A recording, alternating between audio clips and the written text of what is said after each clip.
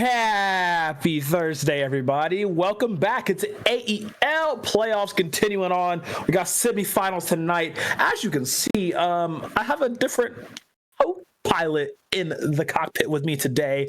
I got my boy, my pal, my buddy, got the Noble Goomba with me. How you feeling? What's up, beautiful? We're doing good tonight, just subbing in. We're going to cast a wonderful semifinals experience tonight for you, and I'm looking to get into the lobby. Let's go and see who drafted what. For sure. It's going to be a really, really high action, high octane semifinal between our Tilt Crashouts and Conduit Phoenix. Two teams that if you've been paying attention to stream, you have been seeing them pretty often on a lot of the stream games. Tilt Crashouts just had a crazy 3-0 last week against, Syndicate Coke. That, honestly, I was still surprised about how the first game went. And the second game silenced all the doubts. I'll never doubt Kakallin's Alawi ever again, as we are going to, get a look at these rosters here for tonight on the Tilt Crash outside. It's going to be Terps in the top lane, Rat Queen Delilah holding it out in jungle, Zed back in the mid lane, KTL and Kakallin running that bot lane support respectively. Yeah, both of these teams last week 3-0'd their opponents. Conduit Phoenix, the 25-minute bangers the first two games, and then brought it to almost a 40-minute win in that game 3. But also, said Crashouts, I think they had two subs last week, still pulled out a 3-0. Absolute monster of a roster if they can do that on multiple subs. Oh, absolutely. And the Conduit Phoenix lineup, I can see their 4-3 total score, 10-6 game score. Stuck to Dario, Hamar Karn, OTF, 27, Koopa, and Illicit Raven in that bot lane. I'm really, really loving a lot of Koopa's work as well. It's just a really strong roster, and I'm going to be looking a lot at these bot lanes as we are going to get into this draft real quick just to see what power picks they will be playing with. Yeah, this Conduit Phoenix is the Conduit organization in general. I played in BOL Plat last split, and you got Shy, Nation, you have Domination, Manveer, Raven. It seems like the whole squad's just... I saw most of it on the sub roster there. So OTF is another high-profile, the father or the coach, another high-profile yapper in these discords, Mr. Alphiate. But I'm looking to see if Conduit or Crashouts can go a 3-0 tonight, or if not, we're going to go all 5 games, complete banger series. Let's just hit it up. No Fearless though. Sorry, I apologize, but no Fearless. That's new for me. I'm so I don't know. I've been doing Fearless the last couple months, so this is gonna be interesting. It sticks, doesn't it? It does stick. Yeah. And, coming back here, we gotta do it the old-fashioned way. But there's a real high chance that this could go all 5 games because both of these squads, with how they scrap and how volatile either side can be in a game. But they are taking off a lot of the comfort and power picks, getting rid of the Tristana and the Varus. Yeah, they do not want Tilted Crashouts to grab that at all. Just go ahead and yank that off, and it's a lock for the Volibear. Okay. Yeah, I know. B1 Volibear flex, top. Could even, if you ask my mid laner, could also be mid lane, but top, mid, or jungle. But yeah, you're right. Conduit taking out their own power pick, Tristana Varus, very strong B1 picks, and also the Cho'Gath is another flex as well. That can go top or mid or jungle. So getting rid of all the options, but we still end up with B1 Volibear, which is answered with a Jinx Karma, very powerful pushing lane, very powerful prio lane. Now, the Karma is interesting because Karma has been played mid a lot in this league as well as other leagues in general. So I would not be too surprised. I want to say one of these two teams actually played mid Karma in prior weeks as well. So, would not be too surprised for it to be flexed up to the mid lane, if not in support. And it's a lock. They're going to get that Aphelios down for KTL. Definitely power in his hands, grabbing onto that. And Orianna for Zed, like you said, we've seen him very, very comfortable on. Or even that, like you said, the Karma, they just instantly gave up the ghost there. If Crashouts are down to blind the Orianna essentially, or not necessarily blind the Orianna, but take it into the Karma, then they're just gonna answer with the Lulu to power up the Jinx. Take it also away from the Aphelios. Right. That's a very good grab as well. They're just bolstering up so many shields because they want this Jinx to be hyper powered. They want to give Koopa as much freedom as possible to do the damage, and the more buffs for your hyper carry, the better, I suppose. Yep. That's one thing we definitely got to look for in these team fights, especially with whatever dive Tilted Crashouts might build, because they tend to do path towards that dive comp in some of the compositions. But here I'm looking for. I honestly would expect Crashouts to ban the Pantheon away from Haman here. He really popped off on it, I think, game 1 last week.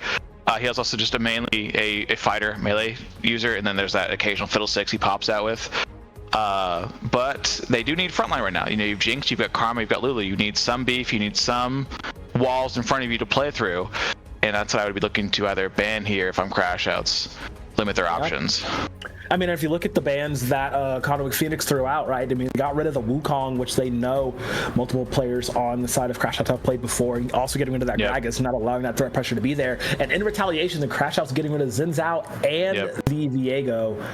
Yeah, there's no way they're letting Ham get on that at all. And still locking for the Jarvan 4. So, like I said, there's still a plethora of dive fighters up and available. And they're taking, you know, arguably one of the better ones that's still left on the table and locking in some great defensive power in Alistar plus the Gnar.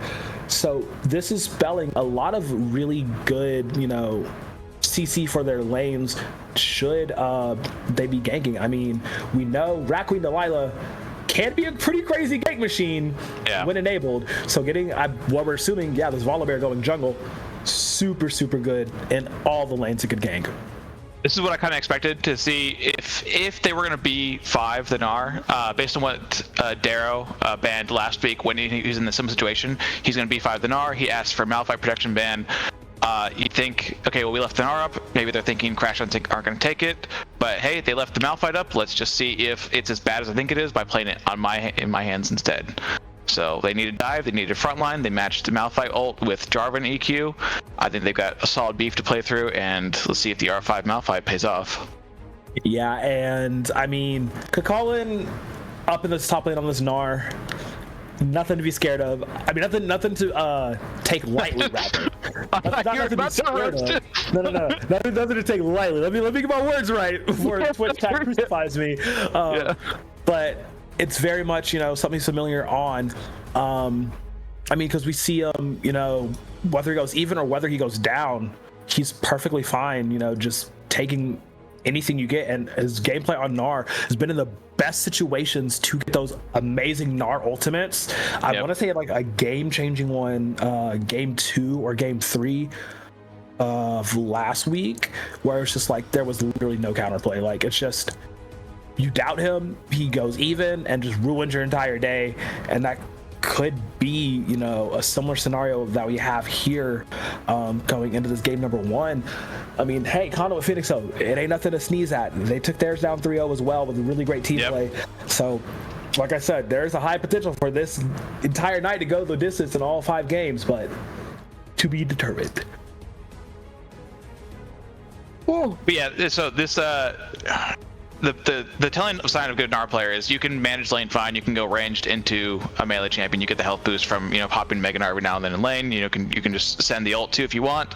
But regardless, if you can manage that Gnar bar, not going into the mid game, going to the team fights on the rotates, the TP flanks, and it sounds like, according to you, Colin's got it locked down.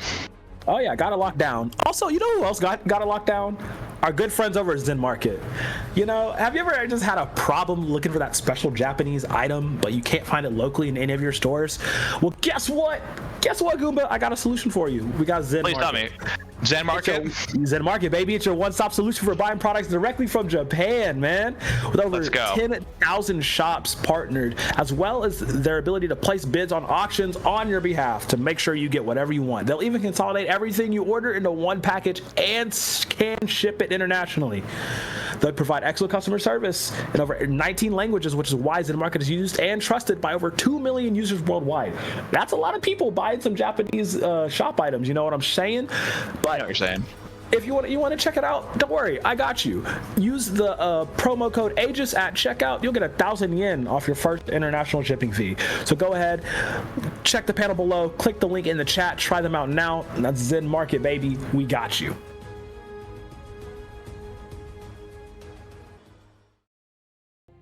And with that being said, ooh, we got the flyover cam. Oh, we going fancy. In it. Game number 1. It's Tilted Crashouts. It's Conduit Phoenix. This is Aegis Executioner League. I'm Crow. That's Goomba. We're going to get it started. Yep, as a top lane Rock Eater myself, we see Comet, Q-Max, Malphite, we take the Doran's Ring, stabilize early game. Didn't go Fleet, we ended up going Grasp on the Gnar, it's fine, stacking some HP, and then also taking, because we're manaless, the Doran's Shield for infinite sustain in this lane. But yeah, let's see, we got a little bit of invade going on here. Ooh, okay. Q. Yeah, usually we see a lot of level 1 chilling, establishing a line of scrimmage, but no, both of these two teams, they want to get it on real quick. I mean, there's beating a bit, a few little bows thrown, nothing too crazy. I'm gonna back off, it looks like. Yeah, we didn't get a 5-point. We got a little bit of a 5-man invade for some vision. Looks like we were back here. You're good.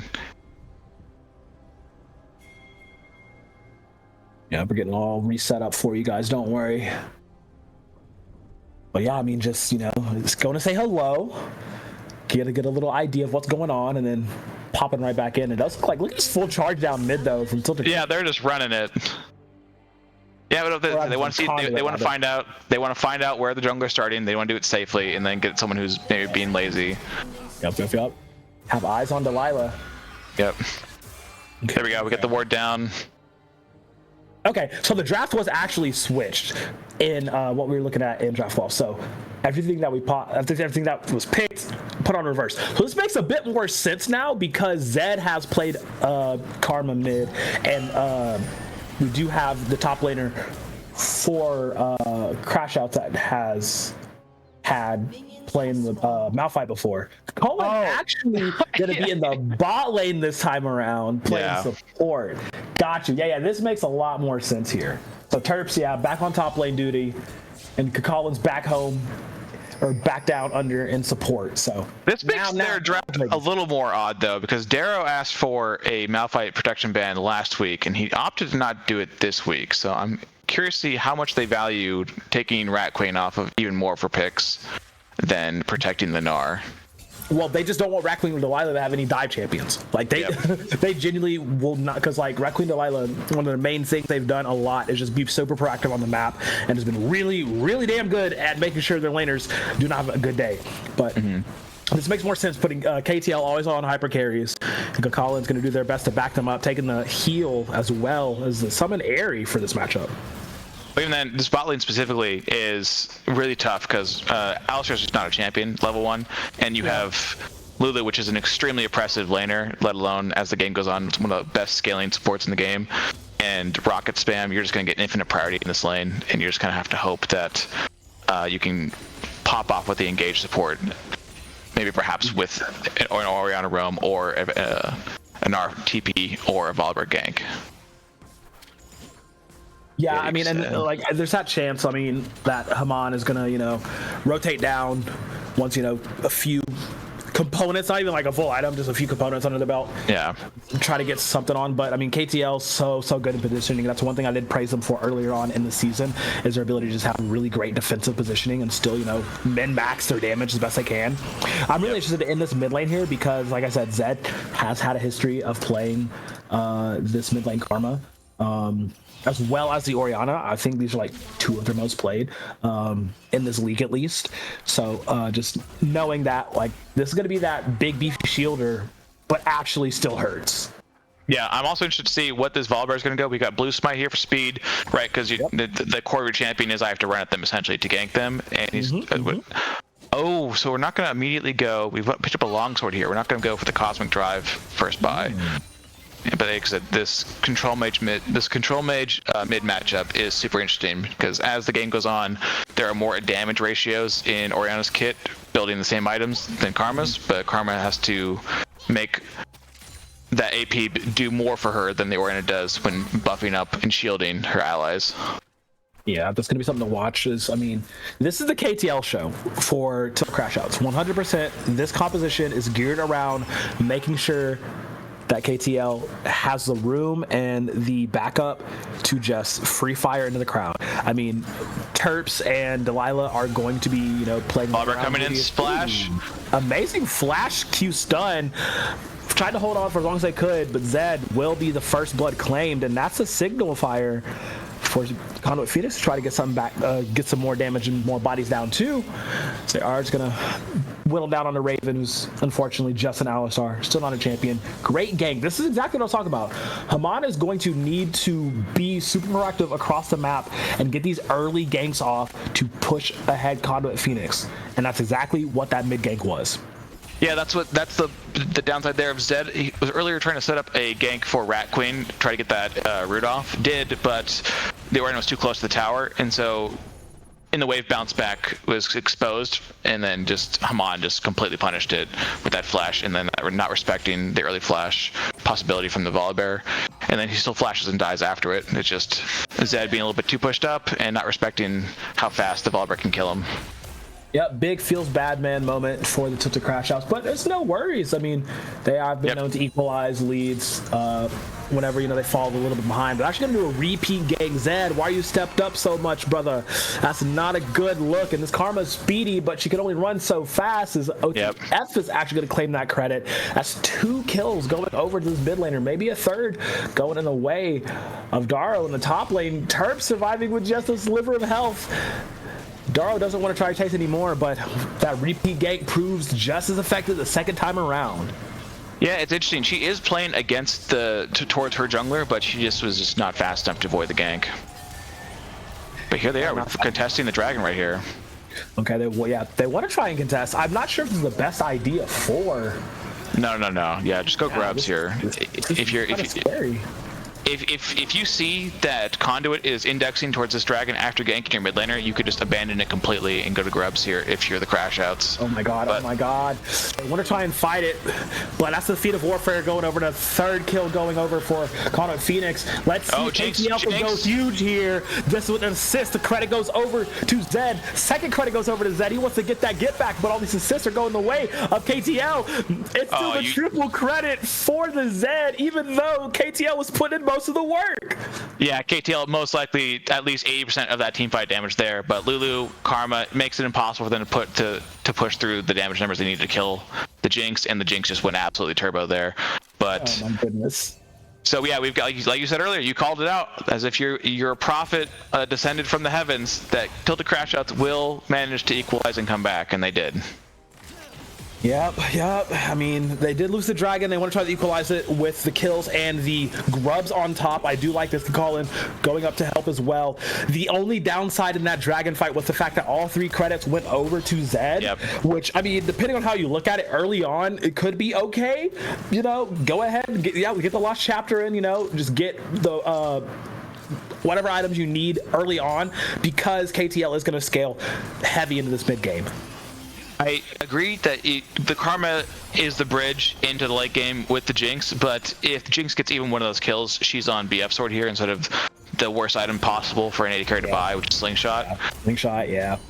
But going back to what you were calling out earlier, that maybe Darrow's going to get a kill in that Malphite, that's part of the Malphite problem, is you need this Doran's Ring because you have mana problems to get through your early game, and he actually takes a little bit of time to turn on into even armor matchups to be able to survive and just beat the Mega Tank. Yup, and I mean, that's further down the line. I'm expecting Terps to, get those later on, but all in all, though, Koopa and Raven got a lot of gold off those plates whenever the bot lane was gone. And that's the thing with this bot lane matchup. I'm looking to see it across the board. Like, the CS lead is heavily in the favor of Koopa currently. I mean, KTL can catch up with these next few waves, but the tempo still feels like it is in the favor of Conduit Phoenix here, just because the way they're playing all across the map just does not really spell like they're in any immediate danger. The grubs are going to help out for Tilted Crashouts, but they're going to need just a little bit more if they want to really push the ball over the edge and actually have a lead and a leg up in this early game. Yeah, we've essentially traded it's 700 gold lead right now. We've traded 1 dragon for grubs, right? Pretty standard trade, but the only reason that happened is because KTL and the rest of the team went absolutely turbo in that contest after Rackwing just got obliterated off rip. But then they just equalized a little bit of their gold there with those plates because of the grubs, and it looks a lot more close now. I think this is a pretty close series, 500 gold. Yep. It's always close with these guys. Both teams love to play that early game scrap. Even in the later stages, the gold can just be about even, but it's like one fight can turn it on its head, and it can be so scary. And now now. Jinx gets excited and it's just over. Yep. I mean, God forbid Koopa get the right selection of weapons. I mean, look, get the Severum on lock, get the Crescendum there too. That's absolutely terrifying. And now Terps here walking down Daro. No Narbar, just a little bit tuckered out, but can speed away. Like a kid running away from their parent after grabbing the cake at midnight. Just grabbing that midnight cake. Oh my gosh, yeah, what are you doing? Hey, not time for you to be awake. Get out of here. Or you had a home that like didn't punish you for eating when you wanted to eat. Couldn't be me. Could be me.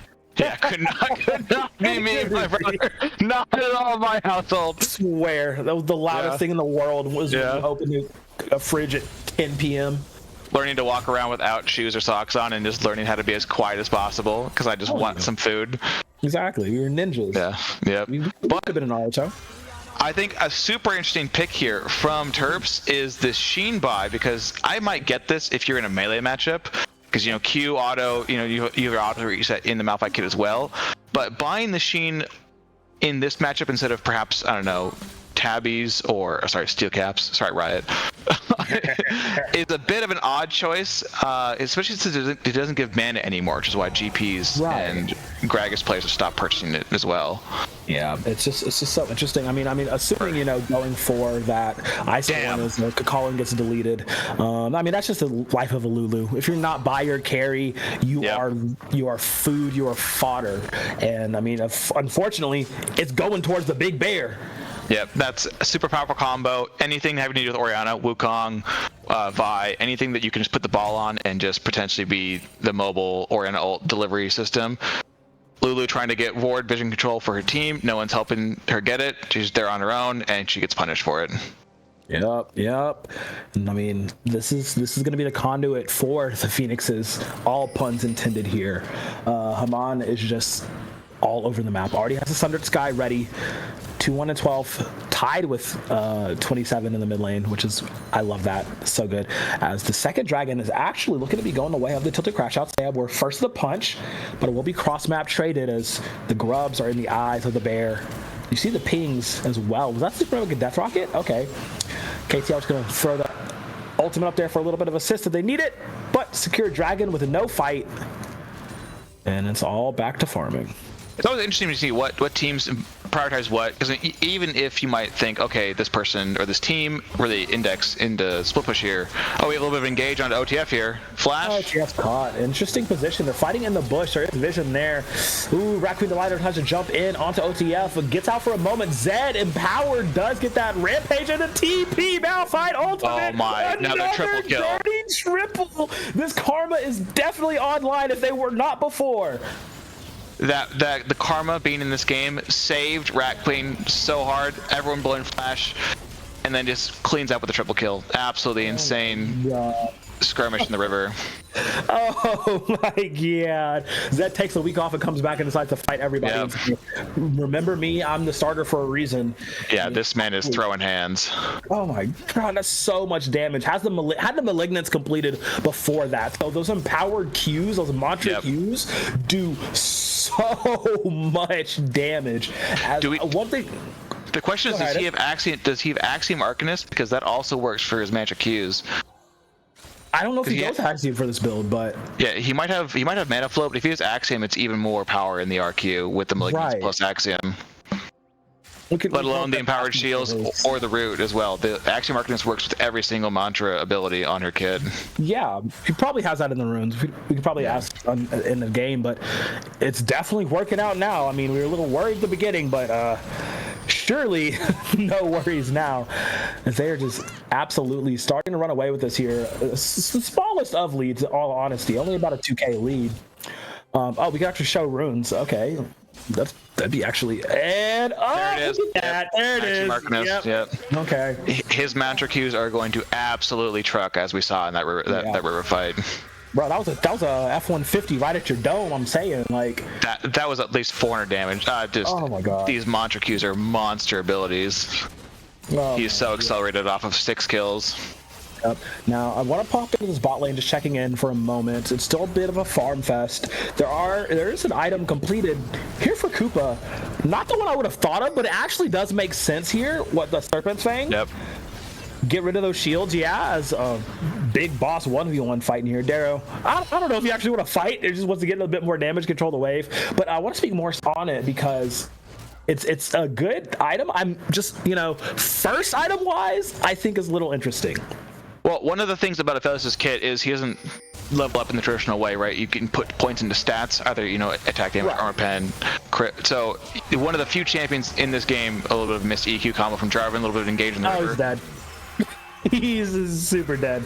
The Miss EQ combo, spelling their doom. Zed trying to get away. Does have the speed to do so. Herbs is trying to, ride around, and your team's not there, bro. You got to get out. Has to burn the ult just to escape. Doesn't want to have to burn the flash. Zed walks back up.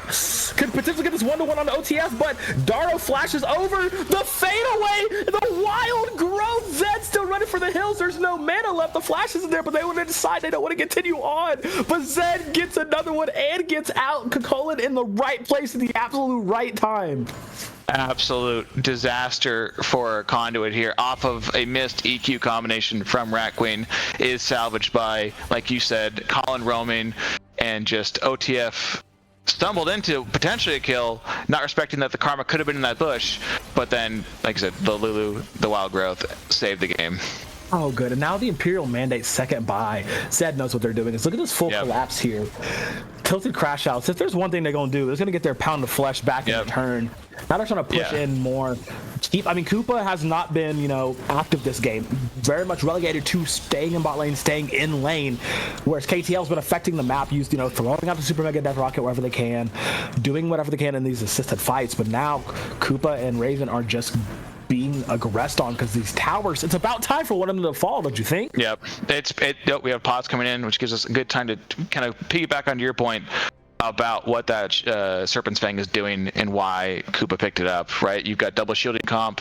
You have the unique opportunity for a champion like Aphelios or Varus. Even back in the day, Jinx with the lethality build could still do this, but if you see double shield and you have an Aphelios or a Varus on your team that can go lethality first item, absolutely super high value buy.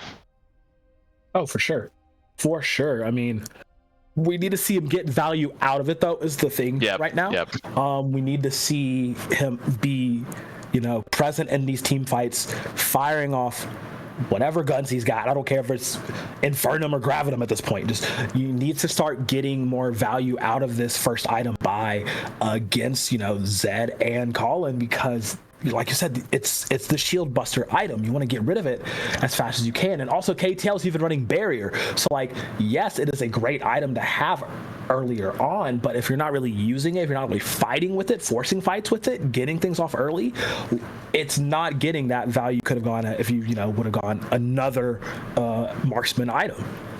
I think we're going to see because Aphelios, like Varus, is one of the few champions that can, and I guess also Jinx Rockets too, back in the lethality build days, can AoE apply the Serpent's Fang debuff. So we're going to start seeing, I think, more impact of this item. Say Karma decides to Mantra E her team, or Barrier. Any of these things are going to happen in these mid to late game fights, and you might just get massive thousands of shields wiped out, thousands of individual points of shielding wiped out per engagement. So I think this is but on the other end, like you were talking about, you need to use it now. You need to start making very clear point, like, hey, this is my power spike. We need to fight on this item because Jinx is scaling right now with the Untals. Yep. And I mean, we're at that 15-minute mark, so now it's that point in the game where most of them are going to be leaving lanes all over. Most of them are going to be focusing on these neutral objectives and fighting for these things. The next dragon is up in 37 seconds, and both teams have one dragon apiece, right? So it's time to start. Herald spawning soon as well. There's just so many things that you're going to need to fight for as a team, and this CPX composition both team compositions are very team fight oriented. Lots of front to back going on here. It's just the matter of CPX. They kind of leaving Koopa. They're kind of leaving Koopa behind his own devices. So that is something we do got to watch for. I mean, this Aphelios ain't really got the blue suede shoes on. Can't really be dancing too hard. You know what I mean? Yeah, be dancing too hard. You're right. But like you just brought up, that 37 seconds for that dragon fight. Before we cut to our faces, we do see the downside of an early game versus a late game team comp is you have 2 items right now on the Lulu in the Dreammaker and the Ardent Sensor, and you also have, like you said earlier, Malignance and Imperial Mandate on their mid laner versus 1 item buys and even half an item buy on the Alistar. So this is going to be a very, if I'm Conduit here and I see these item purchases, it is 100%. We just give this dragon and we play for just give. I am not fighting that. Like, that is me in my comms right now saying, brother, we cannot fight this. That is not a good idea. And that karma is built. That karma is stacked. That is a walking nuke aimed right at their face. And but the benefit is of physics is they can't be in 2 places at once. So if they're going to dragon, we try to overload another side of the map and be top lane here, mid lane. Maybe I don't know what the timer is on if Rift Herald or second grubs, but we just avoid these enemy champions like the plague and try to get to our own 200 power spike safely. Yeah. I mean, they're just not at the point where they can take these fights, and it's really scary because of the fact that, like, this is really that point where the Jinx is really quote unquote online. Sure, it's mostly assists right now, but like I said, the Yuntals will really make things happen. As we are getting back in the game here, or I say as there's a tiny bit of a pause going on, but I mean, just looking at the stage, setting the stage here. Look how much OTF is already chunked for. Like, I think that was off of 1 little interaction between him and Zed. Yep. Back when I think I remember what Korean sport was. It was either Carrier or Barrel or some one of the Korean sports introduced Ashe Varus lanes, and that kind of shifted the whole meta for about an entire year. Imperial Mandate. Yeah, okay, probably Carrier. That guy's an absolute monster with his picks down there. Yeah. Caitlyn support, Ezra's just whatever range support could possibly pick. Carrier will play it. That was what he wants. Look at that gold graph. Oh my god. It's just a huge swing, yeah. But like you said, Imperial Mandate is a deceptively powerful item, let alone on a 2-item power spike with Malignance and Imperial Mandate. It trucks in damage. It really does. And oh my god, are they really going to try? Is Terps going to bully 3 off by himself? He's calling for his team.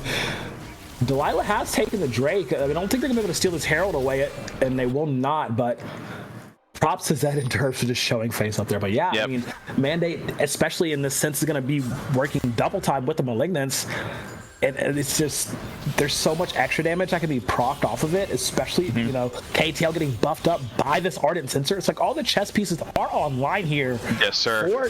For Tilted Crashouts just to, you know, literally go full crash out and just take no prisoners. As they will take the first tower in the bot lane. Probably going to take the second tower in the top lane too here with Terps. I mean, has the Iceborne Rush completed. Feeling pretty fine up there in the top lane because there's, you know, no black cleaver for Daro here. No, you know, any sort of like armor chipping or mountain breaking tech for him at the moment. So, you know, he can't really threaten Terps at this current juncture. It's just the Tilted Crashouts have full control of the map. Yeah, this is super smart by Terps. You want to immediately start trading on the Gnar at the second the Mega Gnar is about to run out. There's a long cooldown period before he can even start building Gnar stacks again, and he's super vulnerable in that state. And you just truck him in damage, and you just can't even punish him. But like you said, as the game goes on, we get starting to the Sterix and Cleaver power spikes for Gnar. 3 items, 4 items. This is going to become more and more difficult for Malphite to deal with, but he will still be a mega tank against the lethality Aphelios and the Gnar. Yup, and now more timers is counting down. It feels like the Crashouts are daring the Phoenixes to make a move as Delilah's showing up in the top lane. Yeah, oh my god. Messing with his tempo, making sure he can't buy, or he can't back when he wants to. Yep. Dell is just such a little stinker sometimes. They just be showing up in lane, just throwing down. Like, hey, remember, I exist. Even they're not trying to gank something right now. But I mean, we need to see, one thing we need to see from the Phoenixes now is to, you know, discern and understand and formulate plans to disrupt this, you know, stalled state that the Crashouts have established. I mean, rotating up your bot lane to mid lane is one way to get it. There it is. Top tower has fallen as well. So now the mid outer is the last one to stand. But, you know, trying to get a pick on one of these. They're not entering the jungle. The only ones entering the jungle are the junglers right now. Like, yep. There's nobody really out of position. I do see some pings coming down onto Zed. You're not catching Zed. At this stage, with Lucidity Boost and Codex plus 2 items, the CDR is Zed. You're not catching Zed. So it's just a matter of what do Phoenix do to even attempt the first step to get back into this game. The only way they can really play this game is either an RTB flank, or you have SMG Volibear and Alistar run at them, or Alistar can also flank. But it's just so difficult because Jinx Lulu scales so much better as this game's going to go on than Aphelios Alistar. So the only way they can play this is to over-index one side, overload it, and then get a pick. There's the chase on the 2, and both flashes have to be burned. They're still getting chased. Delilah says you're not getting away that easy. Zed with the speed boost as well. Oh, the rocket just barely doesn't get there on time. It's a 2v2, and it's won by the Tilted Ones as they're just taking one quick body and rotating back up immediately to the mid lane. It's just they thought they had a pick out. I mean, the Phoenixes did, but it's not going to go their way. Is now starting up Otacon here. I mean, it's all but done in this game number 1. Yeah, Phoenix needed to be significantly ahead, the exact same gold lead, perhaps even earlier, or even at worst case scenario, even. The scaling comp is thousands of gold ahead. They're going to take Otacon for free after, well, not for free. It was a change of summer spells on both sides to escape the first pick from the Phoenix, and then follow up that pick attempt with their own pick on the Orianna. But then that gives them Otacon. We used Herald mid, trade resources around the map. But I would say so far, like you said, it's about done for at this point in the game. Jinx is going to get Infinity Edge soon, and it's just going to get worse and worse. Oh, man. Spent the Herald, didn't even get the tower. Herald and Grubs, and he didn't even get the tower. Yep. Feels bad, man, as now they're jumping on the Terps here, potentially getting this pick. He does have Flash and ult. Will expel the ult to get away, but so will Hama, and they want to get this kill. Daro isn't there to follow up. I don't know if that was miscommunication or something, but Terps gets away, only having to use that mildly short cooldown ultimate here, indexing possibly into Randuin's, but no, they're going to finish the dive. They're going back for their seconds, but the Otacon buff is going to withdraw, so it's not even a full kill credit in that regard. They do get the tower out of it in response, but they're also losing the next dragon that just spawned. Hextech just spawned, baby, and he's already gone. Yeah, Hextech Soul Point, and then if you get Hextech Soul on this comp with Jinx, it's just doomed immediately. So yeah. But like that's what we said, like they're behind. That's what they had to do to get back in the game, is to index the side of the map that Crashouts is not in and overload it. They got the kill on Malphite, and they got a tower. We have an Alistar ult popped here. This is the first time I've really had to talk about a Lizard Wraith this game. And he managed to get away. That Unbreakable does give him a decent amount of stat resistances, so. We're also on Yuntals here on the Aphelios, but we're buying it at 20 minutes when Jinx had it. Oh, yeah. Yeah, that's what feels bad, man. It's going to be forever before Aphelios even gets Infinity Edge, and KTL is almost there right now.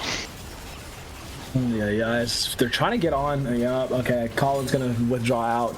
But look at this flank. Hamon does get sighted. The rest of his team is not ready to help him follow up. Now he may be the one in trouble. Does not have his flash or his ultimate. He's going to get whittled down here with no support from the rest of his teams. Hamon Khan is down, and a great ultimate. Terps on the return. Zed is legendary. The team is huge. They're firing forward. KTL wants to push forward. She's going to take some bodies to take this turret as well. Gold keeps falling into the pockets like rain.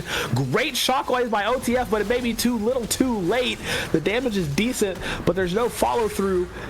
As 3 on the side of CPX are dead. Oh, none for the Tilted Crashouts. So you're going to get their cake and eat it too.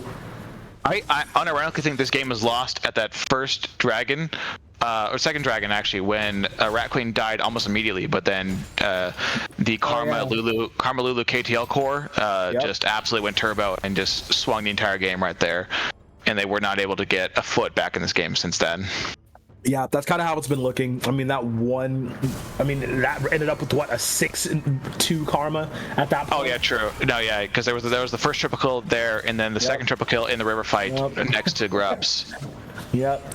That kind of really spelled doom for them, and it's crazy that it was because of the karma, Yep. not because of the jinx, respectively. I mean, that is just so good on the control mages, and this is, oh man, OTF just got their flashback and has already got to burn it, running away. Actually survives here. This could be the moment. turn. Yeah. There's a speed up too. Ooh, they're on the collecting the Lilas. That is also there with the tether. KTL coming up on the left side.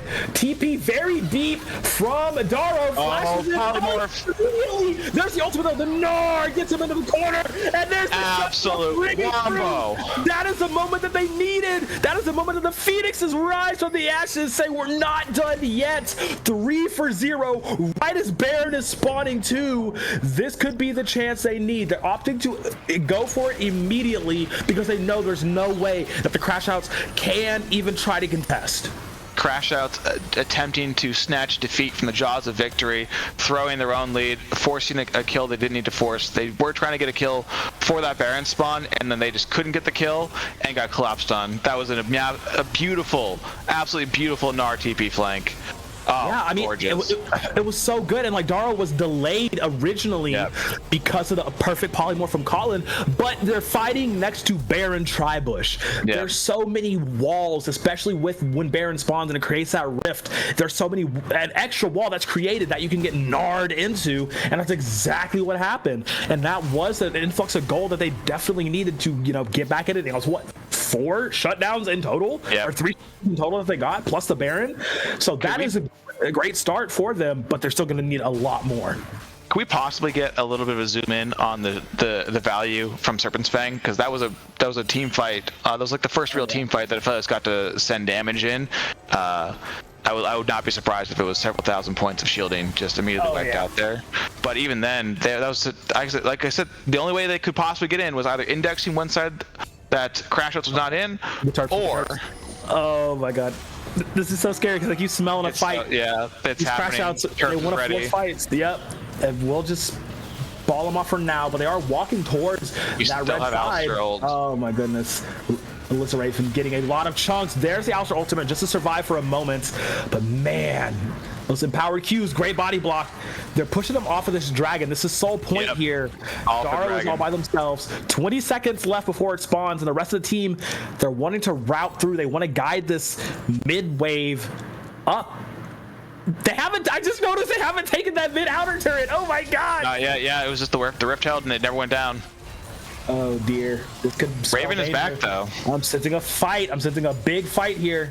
Dragon has spawned. There it is. It's a great Jarvan ultimate on a 3. There's a wombo combo with the wild growth as well to keep him up. Oh, the basic shockwave on the backside. There he's in the back. Hammond wants to keep it going, but it's now up to the hyper carries. OTF is on the run. Has to get away from the rest of the team. Raccoon the Lighter will take them down. There's only a few left, but the life bars on the side of the Tilted Crashouts are very low. The Colin on the backside cannot output any damage. CPX are surviving. CPX are winning. They're getting through the fight all on the back of the biggest bear in the land. Hammond is carrying them through this. Daro is carrying them through this. And once again, they win the team fight full 5v5 with Baron on their side.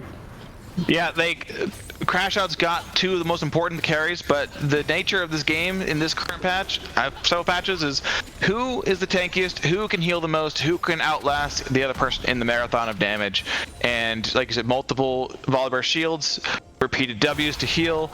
Just they didn't have the throughput to eat through the rest of the beefy boys after the carries were dead. Man, and it's so crazy because Koopa went down almost immediately. Once they got that Jarvan ultimate onto them, got them in the cage, you would think there's not enough damage coming out, but no. Since minute 1, CPX has had Hammond just be absolutely ridiculous on this Volibear. This is the only downside to Akarma, is like I said earlier, as this game first started, there are virtually no similar AP ratios for damage in her kit outside of the Q. So the same amount of gold you're spending on stats is not going to do even remotely the same thing as it is on an Orianna, who has 4 potentially, or even just 3. But I think this game is thoroughly won from Crashouts if they don't overforce their hand on that Baron, but because they did, they lost all their members, all the shutdowns, like you called it earlier, into an immediate Baron take by Phoenix. puts them thousands of gold ahead that they would have been at this point in the game for this fight, and it's just you're now a Karma who only has Mantra Q against 3-item AP carry on the other team. It's very, very scary because now we are seeing that full value come out from the Orianna, because that is a crazy ball delivery system. Yep. The amount of damage that it was so funny because we saw OTF get the ball in and saw Haman jump in on them as well and get a really great Orianna ultimate, and then immediately has to hightail it out of there because he's being chased by Raccoon Delilah. Speaking of, we'll be caught out here in the jungle, just saying hello. Just getting a little damage in, but yeah, they're just flexing their wallets at this point. Saying hi in their own jungle. Like, hey, we own it now. By the way, this is our jungle. Yeah, but like you called it earlier, great ball delivery from both the Volibear or the Alistar or the Gnar. Whoever gets in, someone's getting balled and someone's getting Orianna ulted. Yep, and I mean that's another thing we want to talk about. We talked about the Karma really only getting those ratios on the Q. The W, I mean, only when enhanced, only when you launcher enhance the W. But we also have to talk about the fact that this is Lulu, right? I mean, yay Ardent Sensor, yay Redemption, but like you cannot really provide anything else in the fight after that. I mean, the Wild Growth and the heal is awesome, but when you're having to pocket the Jinx, you have to stay next to KTL the entire time, right? Making sure that they get anything done. They just now got their Lord Dominic's complete, I believe, and it's all of the kills and all of the gold is onto this Karma, and that's not necessarily the person you want to have it on. Yeah, we talked about it earlier, the fact that they got 6 kills before like 15 minutes, and you're like, oh wow, Raccoon Delilah, heavy chunk. I believe that was a shockwave expended. As we do see the gold graph, look at that swing! Look at that swing! Yeah, I think that's like at least 6,000, perhaps 7,000 gold just immediately from the overforced top lane of the Baron into that one team fight afterwards next to the Dragon. Yep. Insane amount of gold swing. Oof. Now we're really but like you said, this is either we have to dive with our divers or we have to peel for the Jinx. We have to decide as a team if we're Conduit Crashouts what our team is. Are we a dive and try to blow up the carries, which we did at that dragon fight, but we lose afterwards to the big beefy boys with more throughput than us? Or are we play disengage for the Jinx and use all of our abilities to protect the Jinx? That is a big question. That's a question that the Crashouts have to answer here. This is only game number 1, 30 minutes in. Bear number 2 has spawned. Both teams all in position. Top laners with TP ready. Duking it out, trying to push waves in the bot lane. Both teams are daring the other to make a move, make some sort of mistake. Look at how much that chunk from the Mantra Q, though, does. It's not necessarily healed back up. I mean, it can be healed back up, with some time, but it's still a lot of damage that they can pack into that. Oh, no, Raccoon Delilah is scouted. Throws up the Mossine standard, gets a little bit of vision. The junglers tracing each other. Yeah. It's so pivotal here. Yeah, they're just screening each other. They're trying to see who wants to make the mistake first. Like you said, we have the top laners in the bot side just trading blows. Oh, engage, Rackwing, TP. Okay, misses the EQ, but does burn the ultimate. Trade as well. There's the TP. Terps is now here. The Malphite ultimate's online. That was a decent amount expended. 2 ultimates for the price of 1 flash. Koopa is in the back line. Very nice chunk taken out of OTF as well. This dragon is spawning in 37 seconds, but Crashouts looking to push CPX back to their side of the map, force them to recall, spend time to try and get back in on this. It looks like they're totally fine as a team having Rat Queen fish for engages, but they're not willing to, based on that last fight that they had next to the dragon, send every go button at the carries. They're playing much more reserved right now. Yep. Playing as a team, getting all 5 or 4 getting vision together, controlling mid priority, and then being the first one into the river so that Phoenix has to come into them. This is dicey positioning. We are Mega Gnar. Yep. And also, Severum Crescendum available for Koopa. They do got that nice Val for him too. Yep. On the OTF, potentially. Oh man, Raccoon Delilah gets a chunk out. That death cap plus mask is just actually so gross. That's so much damage. Looks like they're building towards the Void Staff as well. They're forcing them down river. They're forcing them down towards the dragon. Terps at the front line. Try to get something done. They're doing it. Look at the side. Yeah, they're forcing the issue right now. They're saying you have to make a decision. They're fighting on the dragon right now. Meanwhile, CPX trying to fight the rest of them. There's the Malphite ultimate. There's the Mantra powered R. But the fight is being won by the Crashouts. They are splitting the team apart. CPX are not able to focus fire onto 1 or 2. two members, and that's causing them to fall apart at the seams. The dream seems to be dead. The team seems to be routed, and it looks like it's going to be a full ace for one. Going the way of Tilted Crashouts, finally getting a one-team fight here 10 minutes in. That was set up a whole minute prior. I mean, there was several exchanges that chunked various members out, but it ended up with Crashouts getting mid priority and then beating the river first. So that means that Phoenix had to walk into them to even see if they were even doing the dragon at all. And the entire time that they're walking into the river, KTL and Rat King were just DPSing the dragon, and it just checkmated them right there. Yep, and that's going to spell the first nail in the coffin for CPX here. Tilted Crashouts, it was hard fought, but they managed to eke it out, get this game one victory. Yeah, I think they realized that they had made perhaps a massive overforce on that lost on the Baron, and then they kind of just got their egos checked, like, hey, look, let's just reel it in. This is a win. This is a one game if we just play it out smooth and safe. And that's what they did. They kited back towards their main carry, KTL. They didn't immediately blow all their CDs, on the people walking into the river, and just played around the Jinx, and they won pretty handedly. Yep, that was really it. I mean, yeah, it was a cheeky little Dragon to Steel there, but that really caused, the end of it all. Just like it's like, okay. We saw earlier both, in mid lane and also in Baron, whenever Tilted Crashouts were trying to split focus, hit multiple targets. Yep. It didn't work out for them too well. When they got one, maybe two people to hit that are both right in front of them. Yep. Yeah, that's that good. But so that will be Tilted Crashouts taking that first game. It did look a little bit scary for them. But man, if anything, that's going to tell you the closeness of these two teams and how close this series can be.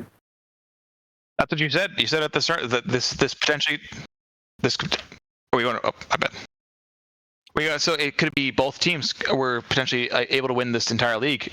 So I want this first game makes me think that there's life in Phoenix, that they lost for the first 25, 30 minutes, and then they saw their moment, seized it, took it, and then won another fight after that. So I really hope this isn't a 3-0, and I hope we get more of exactly happened in game one, all 5 games. Oh yeah, like I said, I would not doubt if it goes to the full distance, just because these two teams have been fighting so hard just to get to here in the semis even. There's so much more of this game to be played. All right, so am I going to the break, or are we going straight into draft? All right, cool. Y'all refill on your drinks. I know I will. And we'll be right back with more AEL semifinals just after this break.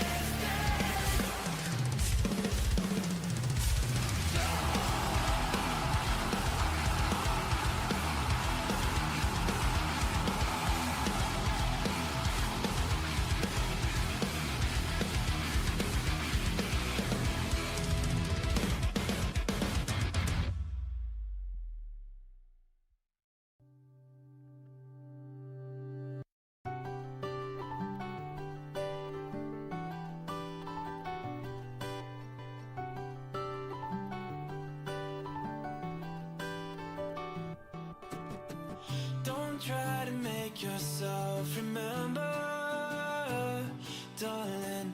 Don't look for me, I'm just a story you've been told. So let's pretend a little longer, 'cause when we're gone, everything goes on. You were staring at the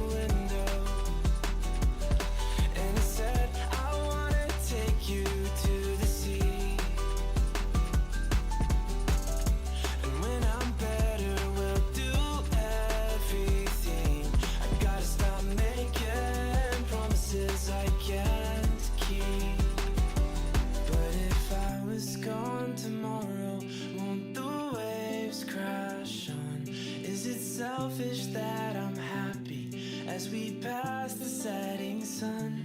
Someday I'll be overcast, but you won't have to cry, 'cause we'll do the grieving while I'm by your side.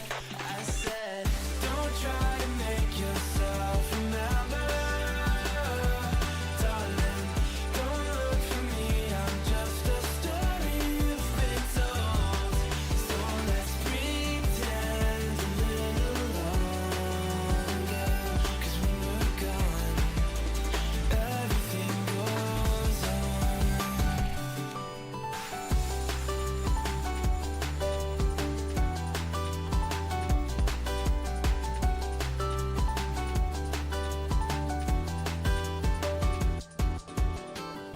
And I'm so scared of getting used to this.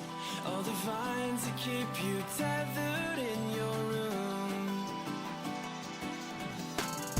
Well, someday both of us are leaving here, but for now I'll just bring this seed to you. Will you meet me in the daylight like we did before?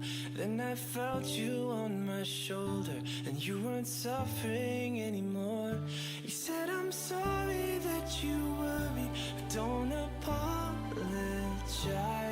I told you to forget me, but you stayed by my side when I said, don't try to make yourself remember, darling, don't look for me, I'm just a story you've been told. So let's pretend a little longer, and when we're gone, everything goes on.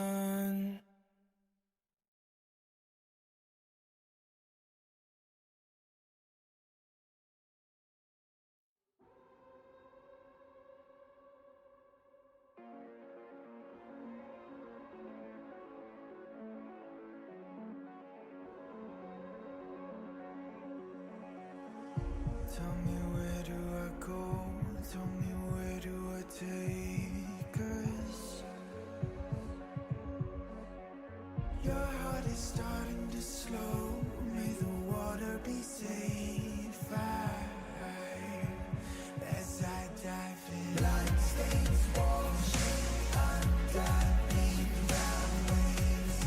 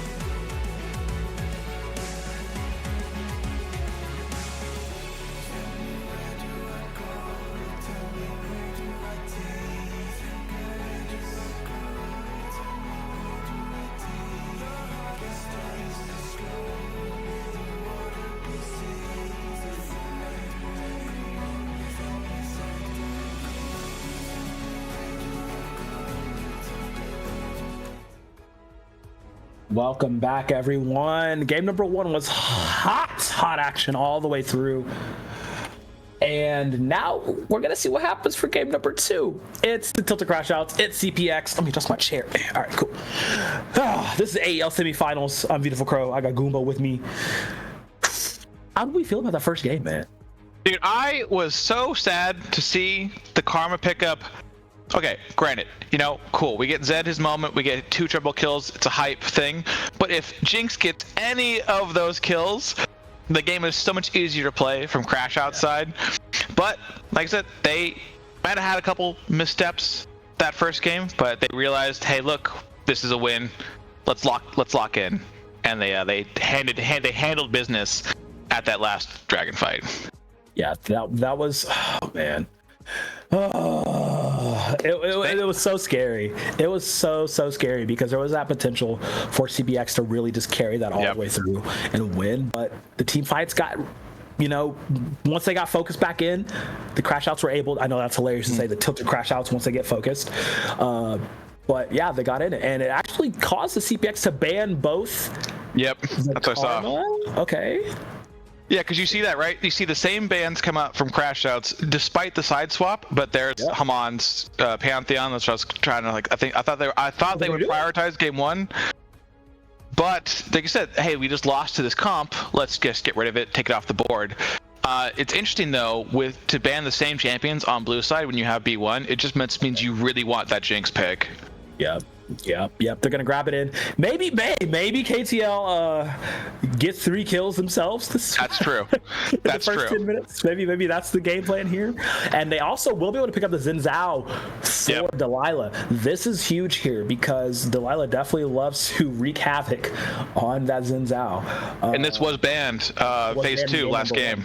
Yep. They will be able to secure the Lulu as well. So still have that pocket support enchanter for KTL. Colin is just doing their best, pumping everything into them. But this answer back, the Phoenixes, I was saying during the break, I really hope that game number 1 doesn't have them lose momentum or lose their mental. This composition right now, Sivir, Pantheon, Leona. It's go. It's all gas, no brakes, baby. Yep. We're throwing hands. We don't care that we got knocked out round 1. We're getting right back up, and we're gonna go straight back into the ring. I like answering scaling crit with scaling crit rather than taking an Aphelios and then immediately putting, albeit a smart, 500 IQ buy, but because you spent 25, 20, whatever the cost of Serpent's Fang is, you're now that much farther behind the IE spike to a scaling crit like Jinx. But we answered crit with crit and go with go. Okay, now a little bit more agency for them in the mid lane here, grabbing the Talia. Yeah, for roams. Okay. Blind though. This could allow though. Yeah. Yep. Oh my god. That's it. Yeah. We're getting Zed's Vigar.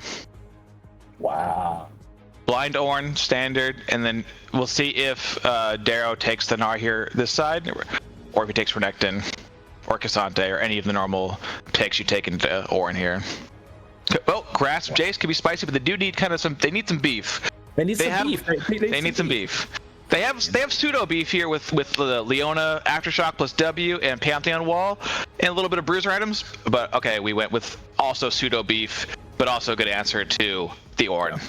I do like that. I mean, the ability to isolate targets as well is really nice, especially when you get to these team fights with how much both Delilah and KTL are going to be zipping around. So, I mean, not too mad at the Mordekaiser pick. Would like a little bit more beefier scenarios. We do see the second screen as the count. As we are graced with the countdown timer. But I mean, both of these compositions, Tilted Crashouts are kind of going for the same thing. Second verse, same as the first, with a little bit of a different refrain. Yep. Anything. Whereas Conduit Phoenix, I mean, I can't really say it's too similar to their first game draft. There still is a lot of heavy emphasis on ganking and, fighting, but not near as much as the first game.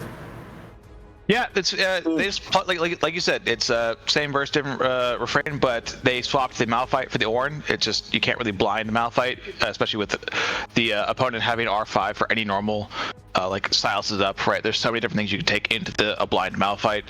But I like the Vigar a lot because Pantheon, all these people need to run at them, and to answer Vigar, to run at you with Vigar Cage is pretty strong. Yeah. There's so much denial as well on the side of the Crashouts for this dive that Conduit Phoenix are, pumping out, which is really interesting because early game, I'm really going to be needing to pay attention on mid lane because it was already spicy game number 1, but those are two, damage / enchanters, whereas in this one, they're just straight damage. So, and the double infinite scaling rather with Jinx and Vigar, very, very bold on the side of the Crashouts, which spells that this early game may be a little bit harder for them. Yeah, they don't have a bridge. The Karma was the bridge. That's the only real notable thing I see here is, sure, the Karma shouldn't ideally be getting the kills. KTL should just have been fed those kills, which would have already put there on the tiles 5 minutes before, right? But at least at that point you had an immediate, almost very unnaturally quick power spike of Malignance and Imperial Mandate, which gave them the dragon lead, which put Conduit Phoenix in the checkmate position at that last dragon. But like you're calling out earlier, we have double scaling, a lot of late game here in the Ornn, in the Vigar, in the Jinx. The only bridge here without the Karma is the Xin Zhao to get us from the early game to the mid game into the late game. I don't know if that is enough. Be enough to get them there. That is the thing, especially with Conduit Phoenix. All of these champs are, turn on one item. Yep. It's very, very scary. I would like to see, like I said, I want to see how the jungle's going to be going for this one. Haman was so pivotal in getting Conduit Phoenix even just to the 20-minute mark. Yes, sir. And how heavy he was ganking in mid lane and ganking in top lane, or bot lane rather. Just his presence on the map and that side of the map was, very key for CPX to even get to as far as they did. And later on in those team fights, 100% the MVP. Yep. Potentially could have a repeat of that now with OTF on the Talia. Those two roaming together is actually together, yeah. I like this a lot. Like I said, we have 3 pseudo beef, we have 2 roam, right? And we have Sivir ult. It's go / it's not the super standard front to back team fight comp, but it is much more. They have agency to either disengage here, roam to index another side, or do a lot of other options and not just one strategy here. But I am the most interested, like you said, that jungle matchup, right? Because it's the Xin Zhao to get us to the late game, and then it's Haman realizing, hey, look, I popped the absolute crap off this champion game 1 last week, and it was immediately banned from me. Get me this Pantheon. And they did. And I think this entire game is going to be on what this Pantheon does with his ganks and his ults. And then if we can unlock the Talia from mid to use her ults to affect the rest of the map. These globals are going to make things real fun. Both team comps are very, very spicy. We are into it, though, for game number 2 between the Tilted Crashouts and Conduit Phoenix. I am so happy to be here. Game number 1 is a banger. Game 2, the vibes are going to be immaculate. We are starting it off right now. I'm happy to be here with you, beautiful. Absolutely amazing partner to cast with, and I am super stoked for this game, too. Oh, it looks like much more of a standard 5-point. We're all, no spiciness happening. We're just all 5-pointing around the map, being very calm. Yup. No little level 1 shenanigans at all. Yeah, this is where we now spend the next minute straight waiting to see if anyone decides to make a move, and then we'll get the jungle pathing set, which looks like both are pathing standard, top to bot. Yep. But Prio in lanes, though, Ornn is the Death Knight Battle Mage Wizard tank, sorcerer champion. He also has left the game. That's true. He's gone, yeah. But the Conqueror versus Grasp, all these traditional Aftershock and Leona normal area, all standard runes. It's more so Ornn does a deceptively large amount of damage early, even in matchups that you might think counter him, and it takes sometimes a lot of the matchups that are traditionally picked into Ornn to turn on and to get out of the moment in the early game where Ornn has extremely high base damages. But we'll see. We went Doran's Ring for as much damage as early as possible on the Mordekaiser. Sometimes the Mord can choose to leverage the fact that he has infinite sustain with a more sustain-oriented build in the runes and in Doran's shield, and just kind of whittle down your opponent that way, because Ornn does have mana problems early. Speaking of mana problems, did he purposefully only go pot? I think so, because he wants to spend, because you can't buy pots in lane with the passive, so he just wants to get to probably a Ruby Crystal or some like a null magic as fast as possible in this lane. Oh, never mind. Okay. We updated. No, we updated. Yeah, he's a refillable. Okay. All right. Let's see how he holds out early, like you said, up against Daro, going with the Doran's ring in this matchup. As they're just gonna, they're gonna take a few swats at each other early on. Both these dudes do a little bit surprising damage. Orn doing a bit more. Terps is, yep, there it is. Just Terps the is fact. Just playing Orn. Yep, it's just I somehow deal more damage than you because I'm Orn. That Brittle proc is absolutely insane. Oh, good E. Yeah, I just, as a top laner, Orn is, I dislike Orn as a champion. I love him. He's as so much damage as silly. it does. I mean, yeah, his whole aesthetic is silly, but stop with dealing so much damage to me, please. He might actually be the late game carry we're actually terrified for. That's actually true. That's actually true. Yeah. I mean, truly he is, because we're gonna get 5,000 gold worth of stats, at level 18, right? And it's just gonna smack other teams with the wallet. You know? Oh my gosh. Oh my gosh. He doesn't stand a chance. Yeah. This is why I prefer that. If you truly believe you can bully out the opponent as Mordekaiser with the Doran's ring, go for it, like Vlad, right? Oh, that pull into the tower range. What? That was a 3,000 IQ gameplay maneuver right there. OTF definitely didn't fail geometry. First blood over to CPX. That was so beautifully clean. Absolutely amazing play by OTF. Zed could have flashed it, but he didn't think that there was a reality where he was going to die there. Oh, he flashes in for the shield. Flashy. Terps is out somehow. Yep. That was so key by Terps, though, to W. I think it's the breath. I can't remember what the name of the ability is, but it's his W to CC immune the E pull, which also let him get a brittle proc on Mordekaiser. Bellows breath, thank you. But yeah, just this champion is a lot of skill expression in the fact that he has a CC immunity section on his W. Oh. Repeat what? gank. Oh, there's a okay. Yeah. There's a Pantheon though. Okay. Yep. All right, but does it get equalized? Ooh, the W connects. It becomes lightning, but does lightning strike twice? Sure as hell strikes once. And they're still duking out both lanes though. Full stats on Haman. Oh no, lightning does in fact strike twice. The execution, no, not there in time. The craziest part about that is if Haman truly has his full processor on, he understands that the Pantheon Q is an execute. He just goes for one extra auto attack, and the Q does more damage as well. Right. I was wondering because I was like, he's gonna get the Q execute there, but no, that was not the case. He auto queued autoed. Yep. Instead of just autoing then Q. Yep. It happens. But speaking of happens, this is a bloody game, beautiful. OTF gets the second kill so quickly after the first, and you're right. Oh, my cat fellow, this is bloody already. Dude, that had a pop-off game, getting 2 triple kills on the Karma last game, and he's just getting hands checked this game. Yep. We have died with Flash twice. That is diabolical. Man. But this is I always opt to limit as much variance as possible in my gameplay when I play this champion, because it always sucks. Say you're bot lane and your top laner just decided to flip the entire game level 2.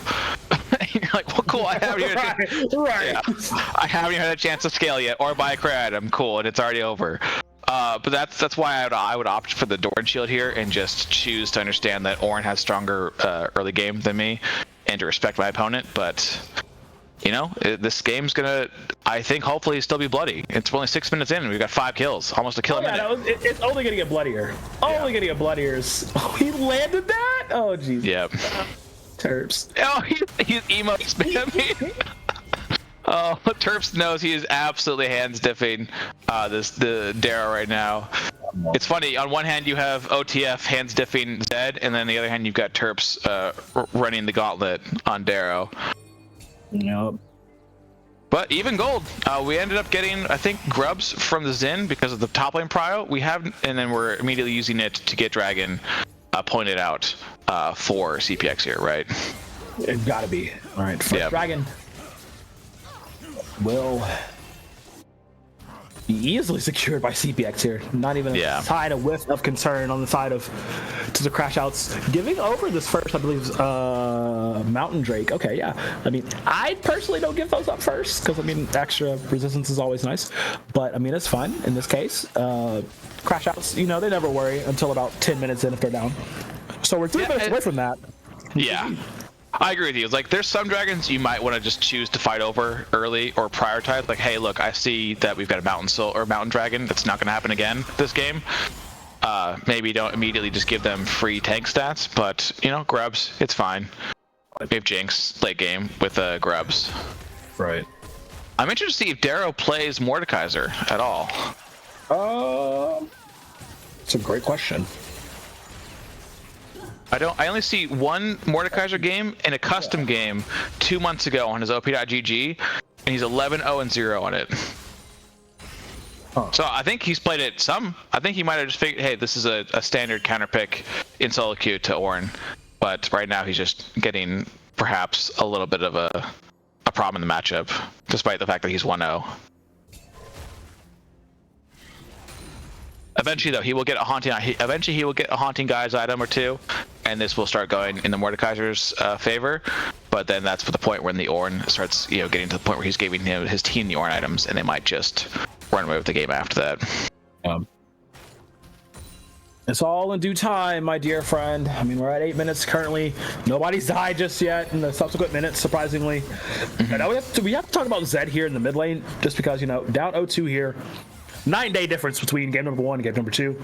I mean, yes, sir. He was down 0-2 early on in game number 1, but after gets on the karmas, Darrow actually popping the ultimate here. He wants to run the fade. He wants to do it, but guess what? Turp's level 6-2. He gets out of it. Oh no, there's 3 people up here. It's absolute disaster. Darrow actually does get out with his life. The wonderfully timed road from OTF and Humhan. Derps in the chat right now, like, need 3 to kill me. Oh, and then the exact same scenario happens. No way, not again. It's almost like I'm watching the past become future again. Jesus Christ, it's Jason Bourne. Rackman Delilah jumps in. 4-0 on the Zinzao, pre-10 minutes, BT dubs. That's actually terrifying. It was exactly because the wind becomes lightning, snipes the Mordekaiser like 2 minutes or whatever it was a couple minutes ago, and then he just follows it up and kills the Pantheon. That was engage. Another engage. This time on to KTL. There's the cleanse. Everything's being spin on him. There's a delayed flash to make sure they get away. But I think Colin might be not long for this world. They're still chasing. Raven wants to land the EQ on the KTL. There's nowhere to fit some spells, nowhere to fit some summoners. It's just barely surviving, and now Raven might be caught out. Does have their flashes polymorphed. OTF is close by, though. There's a shark in the water. You don't want to walk too farther. This is super interesting because Sivir, in reason why you might want to pick this champion into Jinx is because she can spell shield the Jinx traps. Oh my god! Oh, he took a rocket. Are you body blocking for your friend? You are. I don't know if it was a great idea, though. Jinx is a little bit excited. KTL wants to hunt down for more, but in the top lane, Darrow, you stepped too far, baby. You ain't got no ultimate, got no friends to help you out. Delilah on a rampage. Hey there, Delilah. What's a Lycan Rampage City? That was smooth. That was smooth. 5-0. Yeah. Disgusting. Yeah, Rat Queen is just going absolutely turbo, absolutely brazy this game. But I guess this might be a little bit of a nitpick here, but the reason why you pick Sivir into this champion is you're matching crit for crit, scav for scaling, right? And you have the spell shield to walk over the Jinx traps, or spell shield for anything you can possibly spell shield. I'm wondering, when the Raven went to go E the Jinx there, of course Jinx lays traps between her support and her carry. We didn't choose to flash it from Koopa or use the spell shield for it, which I think if we choose either of those options, we get a kill there. Right. Man. We were talking about how quiet it had been for a few minutes. Apparently it just needed a little bit more time for the volcano to erupt. Yeah, they needed 2 minutes to cool down so then they could get 7 more kills. Yep. literally doubling kills all across the board. Oh my god. It was 2-3 for like a solid 2 or 3 minutes, and now we're 6-4. So funny. That's so absolutely funny. Bloodbath right now. Oh man, I told you these two love to scrap, and there was no chance that this game was going to be any less action-packed than the first. It's just the distribution of violence is going to be a little bit different. And so we do have the lead for Tilted Crashouts here. It is just barely 2,000, but I mean, with the way Delilah is playing, you'd think it'd be more. This is next dragon spawning here. Could spell a fight. I don't know if Koopa and Raven really want this fight. We do have Haman close by. That was funny though, watching Sarah send an auto. She just sent 2 autos. He doesn't even have an armor. He doesn't even have an armor item yet. He's got Merc treads, and it didn't even deal like 10% of Delilah's health. That's just how accelerated Delilah is right now. Oh, Leon ult. Oh, also a Pantheon ult. Oh God, Anthony is here too. OTF says I want some of this fun. Oh dear, that's a shutdown as well. Oh, has another kill. Yep. This is the moment here. Though. Yep, you're right. That was the good squad coming down. Oh no. Oh, great pull into though. It's a 2v2. Let's have a little dosey though. The ultimate pops out from Zed. Perfect W again. Delilah, damn you. What is this? Gonna go for more. Go for broke. Trying to get it all. Pops over. W misses on that time. Ooh, Zed wants that head though. Great into the stun. Into the baby cage. Delilah gets it. There's a rocket from the base. Support OP. KTL making sure those bodies fall. We are not even that beautiful. We are not even 15 minutes into this game, and there is a 3,000 plus. There's almost a 3,000 gold lead, and Delilah is 7-0. This is actually ridiculous. Oh my God! Gets the dragon too, by the way. That's true. That's true. You cannot. There's most likely a reason why this champion has been banned from Delilah. Yes, this is why this champion is banned from Delilah. You're seeing it in real time, my boy. 13 minutes. We are on Sundered Sky Eclipse. This is. I don't know how you have to just slow the bleeding. You have to stop it. Just cool down the pace of the game. Stop fighting where Delilah is, because she is turbo right now.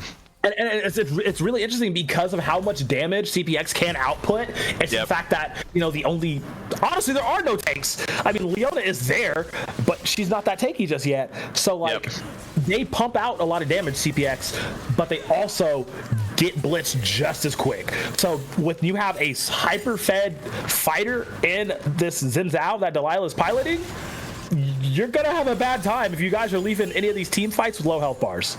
And even that, it's so hard too because of the nature of what this comp is, that Delilah can just press ult and just immune all the outside damage. Oh no! Oh no! I'm so sorry. I'm so sorry, baby boy. You can't be up in that lane with no vision, or else you must pay the Rat Queen's toll. Yep, and pay he did, and that's just another kill in the pockets of Delilah. That gold chart is disgusting. Oh man, this first tower too. Yep. 6 grubs, yeah, that's going down fast. Okay, first brick, bonus gold, going over. 4,000 gold lead before 15 minutes is truly diabolical. I do not know how you come back from this. Yeah, diabolical is definitely one way to the PG way of putting it. I will say that. That's the most PG way I can put what is currently happening right now. In case we have anyone below 18 watching the stream. But I mean, Leon ult cleanse immediately. Flash. Perfect cleanse. Yep, they're getting away. OTF wants to pay a visit too, and here comes Haman. They really want this KTL dead. Jinx free fire gunner turret. Play the third man. They will survive for now. Staving off that massive dive. They keep doing this. They expending 4 ultimates to try to take out these 2 members. KTL staying alive. Shout out to Colin for staying alive in that too, because I swear he was gonna pop.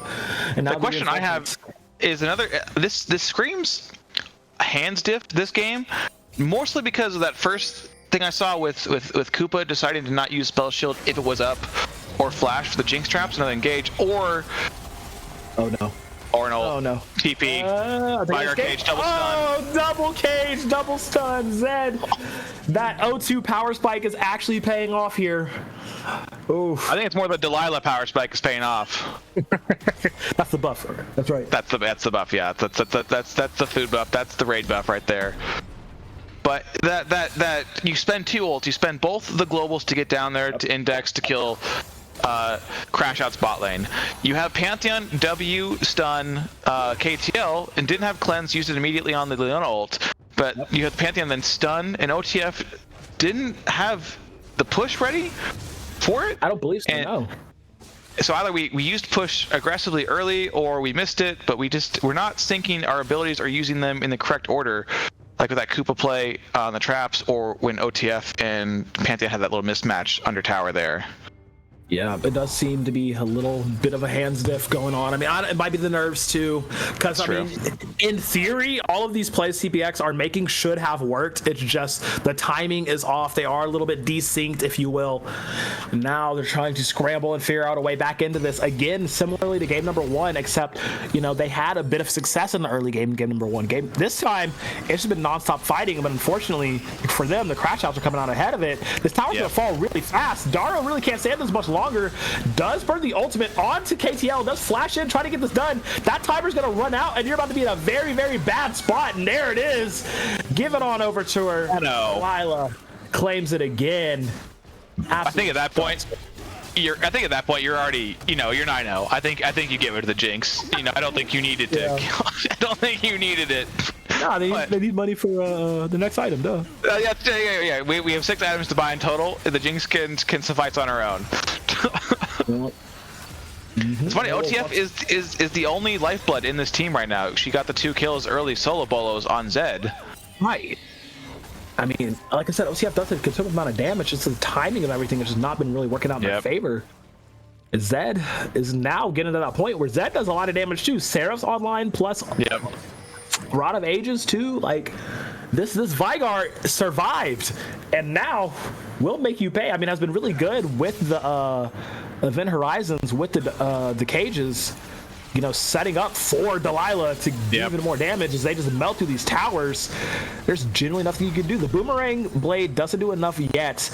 No IE for Koopa, so you're not, just chunking people for huge at the moment. So it's like the siege is set up. Everything is set up in favor of these Crashouts to just completely run away with this game. As there goes Terps popping the Oran Horn. Call the Forge God connects on OTF. I remember we said was doing so much work. Flash Under Tower stays alive for a moment longer. Still in there with 1 HP, but will be held off long enough to allow the Crashouts to get that tower. We in the span of just 2 minutes, we've just taken down 2 inner towers and almost got a kill on OTF.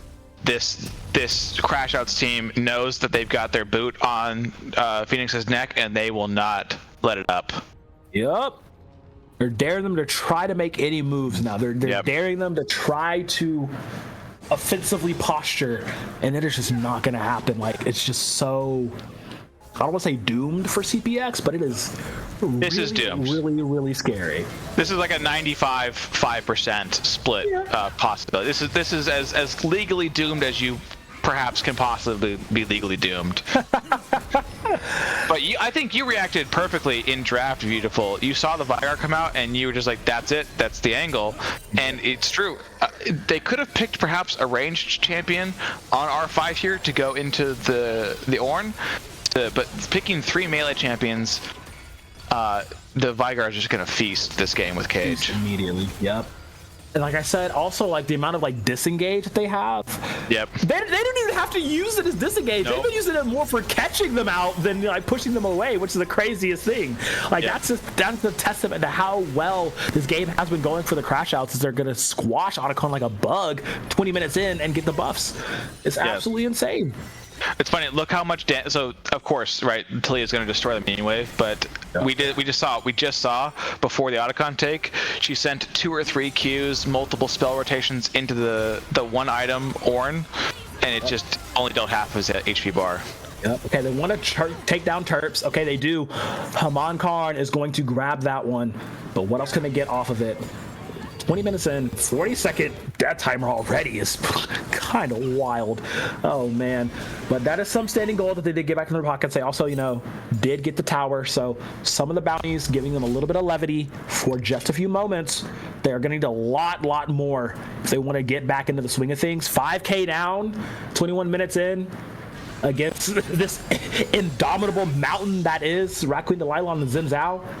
With the ever-looming threat of Zed and KTL continuing to scale unbothered. I think you're absolutely correct. Yeah. Man. I think, though, this is actually more so a story of two situations, right? You have an R5 that's not panning out to be what an R5 is worth, either not experienced in the matchup or with the champion itself. But then you also have the 2v2 top lane just getting absolutely demolished. And I mean, look at the score lines, right? You have OTF solo bowling his opponent twice. And I mean, ultimately, at the end of the day, maybe that Koopa play, you know, that could have ended up in a double kill or even a kill.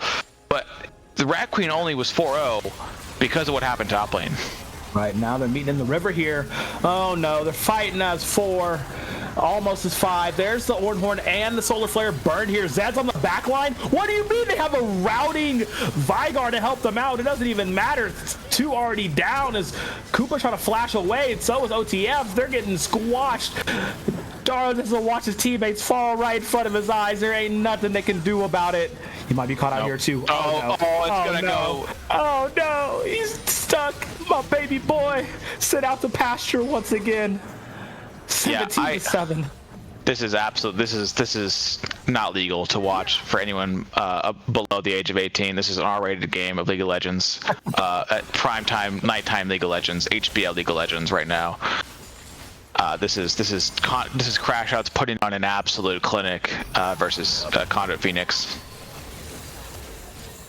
I think the interesting adaptation here going into game 3 is going to be we need to get KTL off this Jinx, and we need to figure out what angle to play this topside 2v2 with for both of these teams. Like, if Phoenix wants a chance, they need to get KTL off of this champion that he's been turbo on for the past 2 games. Get him off something he's not immediately short-term memory on. Put him perhaps off comfort. And then figure out a different approach for how you want to play the topside 2v2 if you're Phoenix. Because right now it's just looking like we're only going to go to game 3 if this game 2 is anything to show for it. Yeah, I mean, if you are CPX at this point, you are already thinking about your game 3 draft. What are we banning? Please God, put Xin Zhao back on the ban list. What are we picking? What is the idea here? You know, game number 1 was hopeful for them. Game number 2 is pretty bleak here, 24 minutes in. I think it's super good though that Crashouts realized what happened in game 1, and they're like, there's really no realistic reason for us to not pick jungler on the first 3, and you'd have to somehow drastically change your phase 1 ban strategy to keep Delilah off the Viego or the Xin Zhao. So I think your best strategy is to get rid of a KTL off this Jinx. Yep. Like, the Jinx is so funny because, like, it's been first picked each time, and they're like, all right, it's fine, we'll match it with, you know, hyper carry for hyper carry. It's ain't really working out for them that way. So now, flash from Zed. Oh man, that was immediate too. Immediate. But it's like you said, it's like, hey, look, it's been B1 every time, right? They've done Jinx, Lulu both games, and Phoenix is the one that's decided to take a different approach to it both games, and it's just not worked out both times. Yep. Oh man, Daro's starting to get to the point where he does hurt. He wants to lock down Turps, make sure he doesn't get away. Actually calling in the flash for this too. The Ornhorn in isolation, not going to knock up the rest of the members. Once he comes out of the realm, it will be there, but the fight is on for the rest of them. Can they turn it in their favor? Here is a really good route coming in for Hammond, but unfortunately they ran out of time because here comes the cavalry in the name of Delilah, raising the flag high for the Crashouts, turning it on their head. A 2-for-1 in it all. They will opt to back off and not try to continue further. It's so interesting because now we enter the space in where a 4v5 is doable for CPX, but they have to get on to their targets as soon as possible. And when they don't do that, it turns to a 5v5, it turns into them losing. Yes, sir. And that, like you said, you called it as the fight's happening. Look, the Mordekaiser are starting to deal damage, right? I said you need to get to Haunted. Some matchups are so... Oh no! We ulted? Oh my god! No. Nice steal attempt. Didn't work out. But, you know, at the end of the day, what's another death at this point? I mean, you go for the steal, it works out, you get Baron, you die, oh wow, you went from 1-5 to 1-6, you know, who cares? But, like, say, take the Urgot Mundo matchup, right? If you're Mundo and you get to your item breakpoint before the Urgot gets to Cleaver, you're just gonna turbo the whole game. Like, certain matchups need certain breakpoints or to not have had the enemy hit their breakpoint before a certain point. The Mordekaiser needed to get to a certain point safely to then have what just happened happen much earlier into the game. But their topside 2v2 got absolutely demolished by both Terps and Rat Queen, which ended up with Rat Queen being 4-0 almost immediately. Times are tough, and they're only seeming to be getting tougher. I am talking about in game currently. Ooh, good catch out on the Colin. Yep. Spear not going to connect, but that just shows you the amount of damage they can still output, the CPX team, right? Like the amount of burst there is still pretty potent on the correct targets. Daro, we have a flank, maybe flank this out. They lost the inhib. They are pushing further and further into the base, losing more and more ground. They want to take 2. There's no answer back from CPX. Currently, they're going to keep getting more as long as CPX just allow them to march into the base. There's the horn from Terps of all things. The cage from Zed is great. Onto Daro. He wants to isolate Colin of all people. He wants to get rid of the Lulu. I don't know if that's a prime suspect target. He's hurting them all in. He has all 5 of them on him, but there's no follow-up from his team. He's falling down. The towers are falling down. And next to go is Raven. Next to go is OTF. Next to go is Koopa. And there's the base as well. It's a full-on ace in their own base. And that's going to be the game 2 going the way for the Crashouts. Yeah, this was a story of inches, honestly, top lane. Maybe not inches. Mord took an extremely large amount of his health in poor trades several times before that first gank 2v2 even happened. I think the initial root of this problem is perhaps matchup or champion knowledge up there, and then the 2v2 going horribly wrong. Because, I mean, you have OTF stole a bowling, Zed twice. And then we just needed to play the game a little more smart, a little more safe. But once Crashouts got their moment, they never let it up. Man, that was insane. Insanity. Well, let's see if the Phoenix can bounce back and rise from the ashes, or are we about to get a lofty 3-0 here? Taking a quick break, but when we come back, we got game 3 between Tilt and Crashouts, Conduit Phoenix, just after this.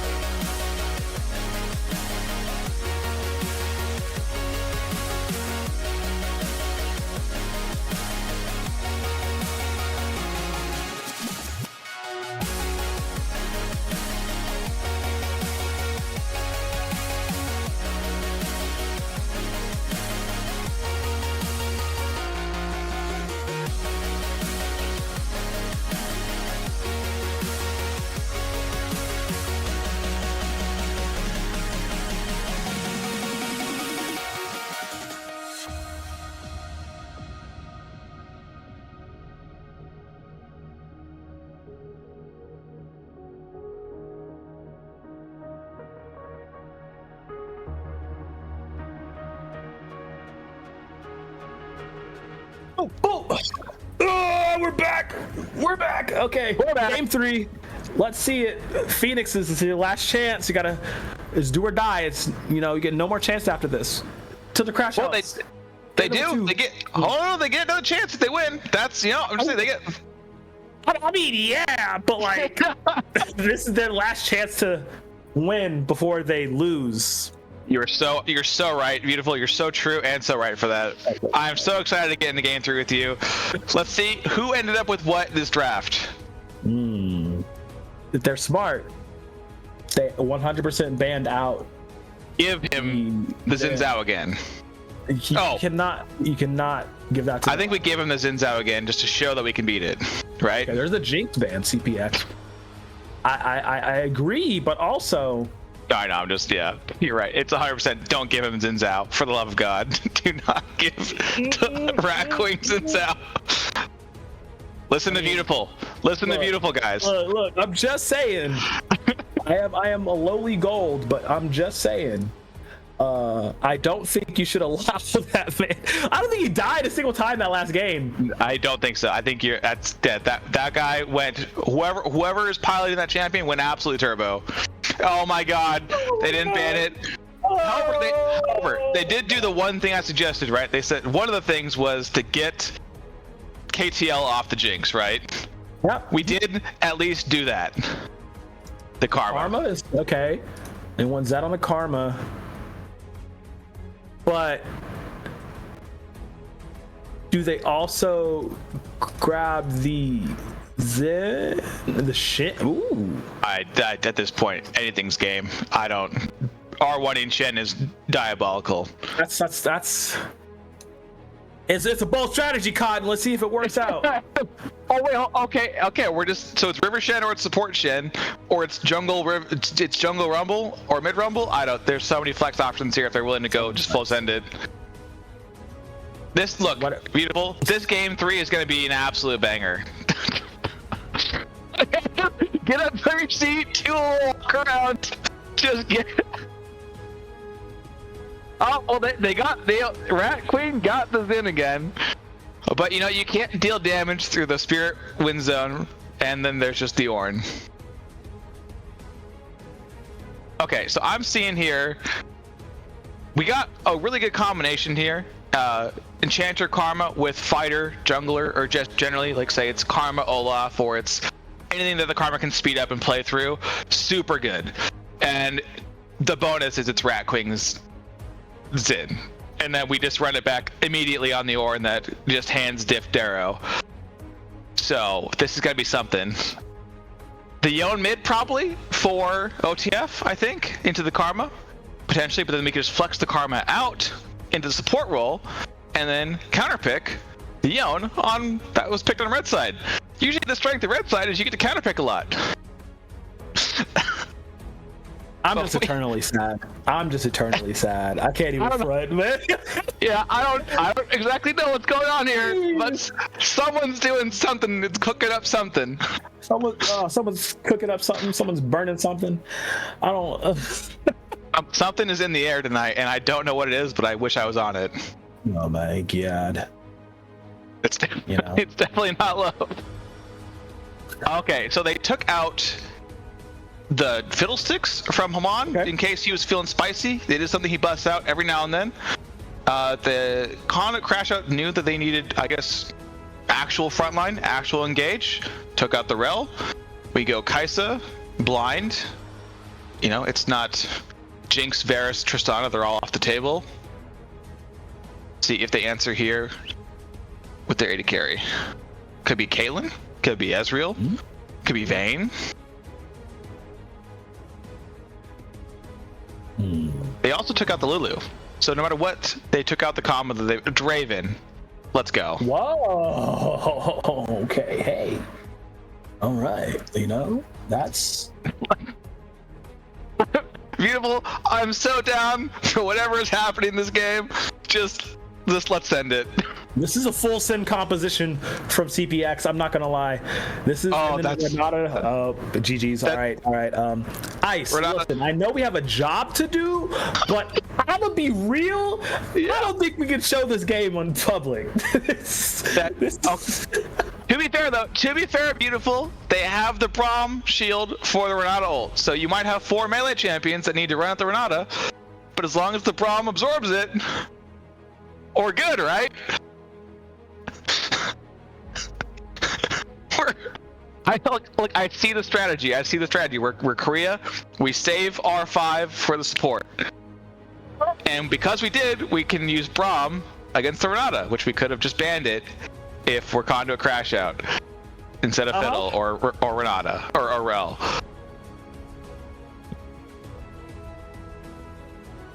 Look, this is a draft. This is certainly a draft of all time. This is one of the drafts that I think have been drafted before. This is in fact one of the drafts. Look, okay, we need to be a little more professional. Okay, beautiful. We have to stop the roasting, mostly from my end. I have been talking. I have been doing a little bit of the silly willy right now, but I think. Look, at the end of the day, these are players. They're in semifinals. They've been through their highs, their lows. Phoenix knows that this is their last leg, like you said earlier. It's up to them. This is their moment. Do or die. This is your last life until you win, and then you get another last life, and then you're on your truly last life. So, Rat Queen. I'm just saying. There is a world in which that. Never mind. All right, this is gonna be that's so true. That's so real. It's so true. It's gonna be a hard fight for CPX team here. This is do or die time for them. Look, Kaisa isn't exactly the strongest laner, let alone if she goes the static Shiv build. But you know who is a strong laner? Draven. Who is a strong support to enable the Draven? Renata. Right. I don't think you let this Draven Renata play super aggressively. If you're CPX, I think you have to index to the bot lane to prevent this Draven from cashing in. We'll see who they choose to gank, who they choose to prioritize around, though.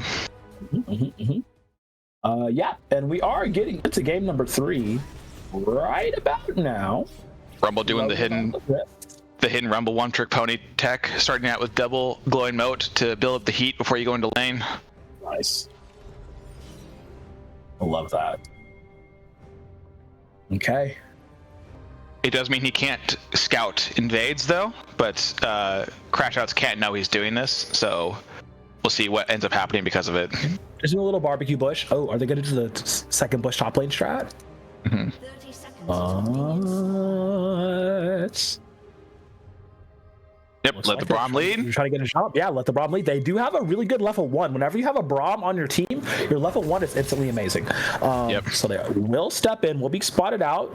Terps sends out a little warning pebble, if you will. Zed? The only difficult part about this invade, though, is if the person is awake and looking at their screen, they will see the Braum running at them from a screen away. That is true. Would have been real spicy if the Braum just decided to pull the trigger on the flash. Immediate. Just immediate. Yeah, okay, see him go. Now, this is going to be a different complexion, though, in the mid lane, though, because Zed is back on the Karma, but this time you're going up against a Yone. So, I mean, we know that they will be aggressive. Zed will actually be able to relatively play this early game, but should OTF get off the ground with this Yone, it could be a little scary. Yeah, this is another like the Mord matchup last game. If the Yone is allowed to get to Bork safely, or even components of Bork safely, and maintain similar gold parity with the Karma, this will be a very bad game for the team that has the Karma on their side. But if the Karma is allowed to get a gold lead before the Yone can really spike or even stabilize, this will be very bad for the Yone team. Yep. So one little ward in the far bush does a lot of dividends for Colin on this Renata. Another chanter just, in a different range. Ooh, nice lane on the Q. Nice chunk, too. This is kind of exactly how I thought this lane would go. Like I said, Kaisa is not a super powerful laner, but Draven is a king down here. And they're just pushed in permanently. The only risk here is if they are exposed to ganks. But they're both junglers are pathing bots, and based on how this lane is going, they will have the edge in the 3v3. Okay.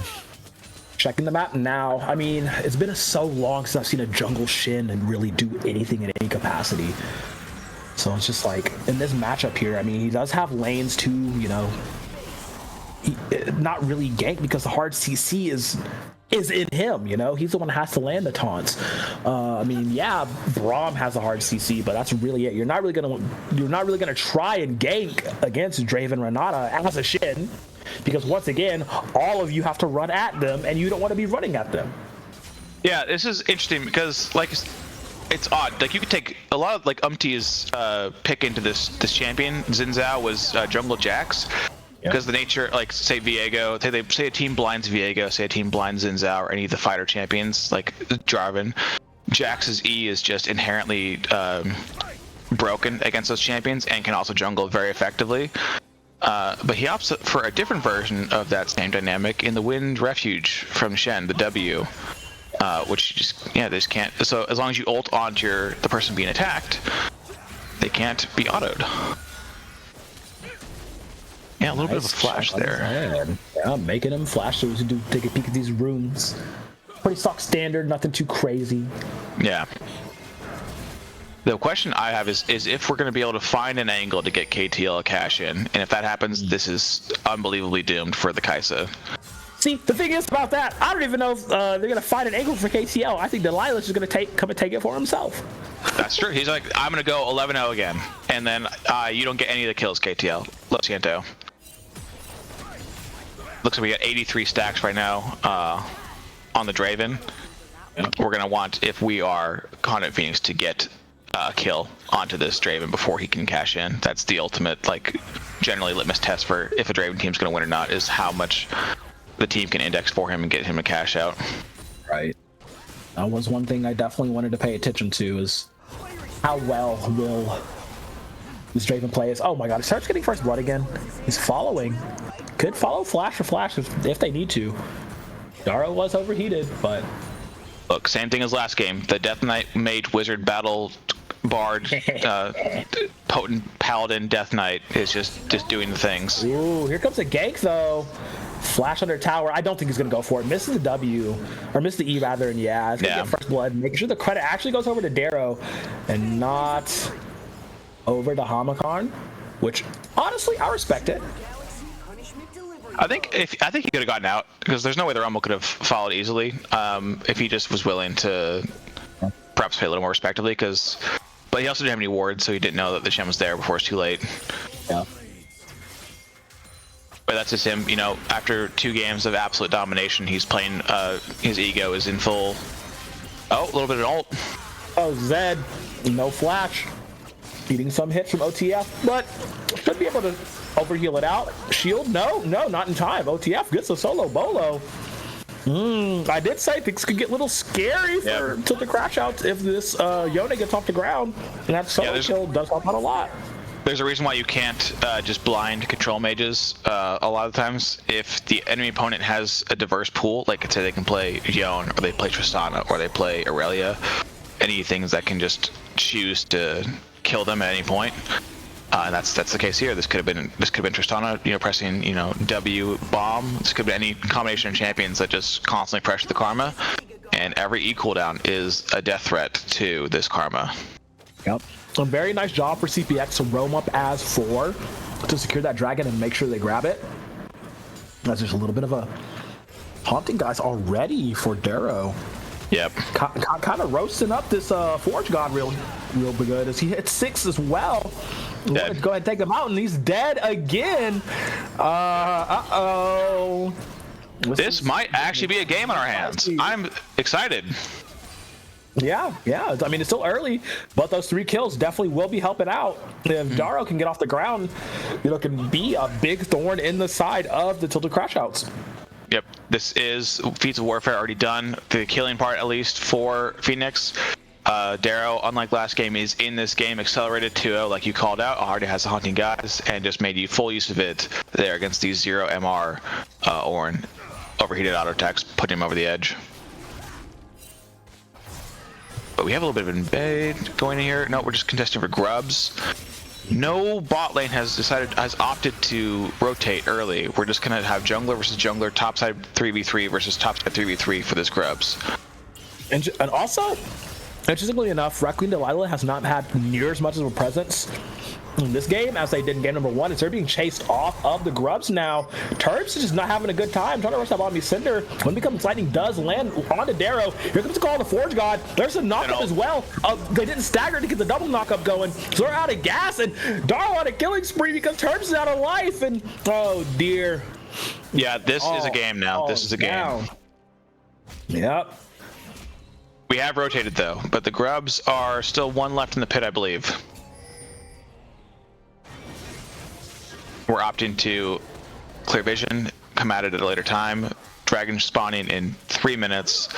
Whoever's going to come back for this last grub, probably going to be Rat Queen. This is so interesting because, I mean, didn't really expect this with how well they were playing in game number 2. This Ornn and Zhao combo generally works very well in 2v2s.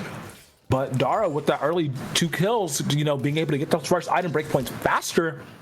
And Rumble, when they get, you know, an inkling of a lead, can just run away with it in the early game, just completely spelling up doom. Not only did they give over that kill, but they also lost some grubs as well. And currently the map state spells favor for CPX. And this is a Conqueror Rumble rather than Comet. So extended trades, you burn, you know, all your abilities to get into the overheated zone, and then your Conqueror stacked in the heated zone, empowered autos, just absolutely trucking damage onto this Ornn. The question is if they can cash this KTL champion out right now, they can cash this Draven out. That's one avenue that they can get back into the game with. Yep, all series long, KTL and Colin have been running the 2v2, but now this situation is kind of putting the way in. The flash insta cleanse can still be slowed here. There's the ultimate as well. Glacial Fissure comes out. I don't think KTL is gonna be able to crash out. He does throw down the Draven ultimate. Wait, there's a W. Can he get something killed before it falls? No, the time has run out and the bodies have stacked up against the floor, and it is in favor of CPX. Queen Delilah, there's 3 targets in his eyes that get slowed. No flash to follow. Currently, CPX are running away with this game.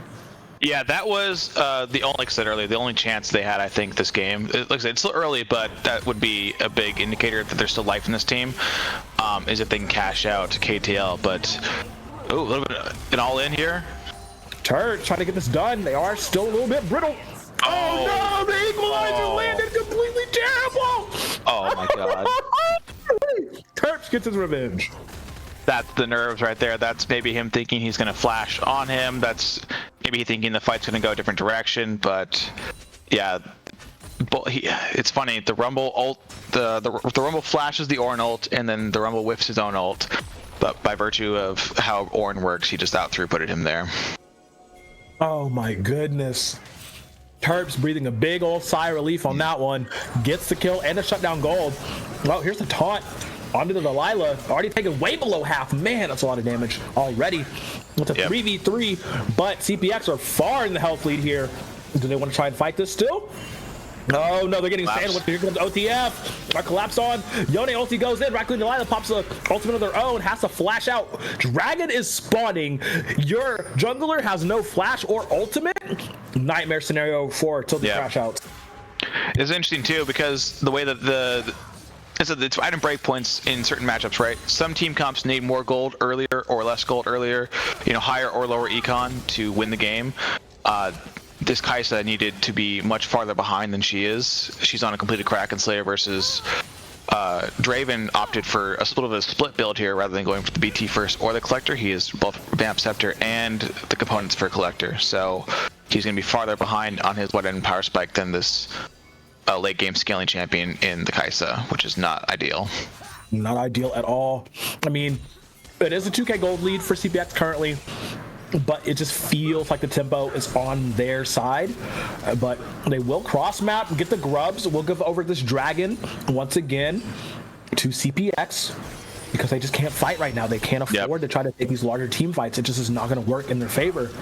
So now Questions are being asked currently in the Tilted Crashouts camp. What do we do to get back into this? How do we prevent this from going to a game 4? How do we prevent this from going any longer? And I'm interested to see what the answer that they come up with is. They picked a really early game comp, not only in the Xin, but in the Karma and the Draven as well. You're always going to get outscaled by 6-item Kaisa. That champion just does absolutely insane things. Post 2 items, let alone 3, 4, or 5, when you can buy Zonias, you can buy Deathcap or Shadow Flame. Yeah. And then even then, by not banning the Braum, if they were planning to blind this Renata, they should have banned the Braum instead of the Rel. Yeah, should have, would have. Carlin's gonna go ahead and die here. You're gonna caught out in your own side of your jungle in your own bush. Yep. So disheartening. But that's just another nail. It's actually so potent combo because you can ult. You can Kaisa ult off. Oh no! Yeah, this is brutal. I'm staggering. They're calling down the TP. It's gonna be from Terps, I believe. Yeah. So now they just had. Wait, did they use both TPs? Yeah, oh my god, they did. Yeah, they double TP. Wow. They took calling all hands for this. It does stave off the dive, but I mean that's a lot of resources burned just to keep KTL from going down again. I think Phoenix actually called it off before they knew it was 2 TPs. They only knew 1 TP, but the Braum missed the Q, and then there was no passive stacks preemptively on the Draven. They're like, hey, let's just not risk it. We missed the skill shot with dip. So they didn't need to burn both TPs, but they couldn't possibly know that, I guess. I'm guessing it was okay just because, I mean, Raccoon Delilah was already in the top side, so they were able to fill out, prevent the way from stacking too much, but it's still interesting.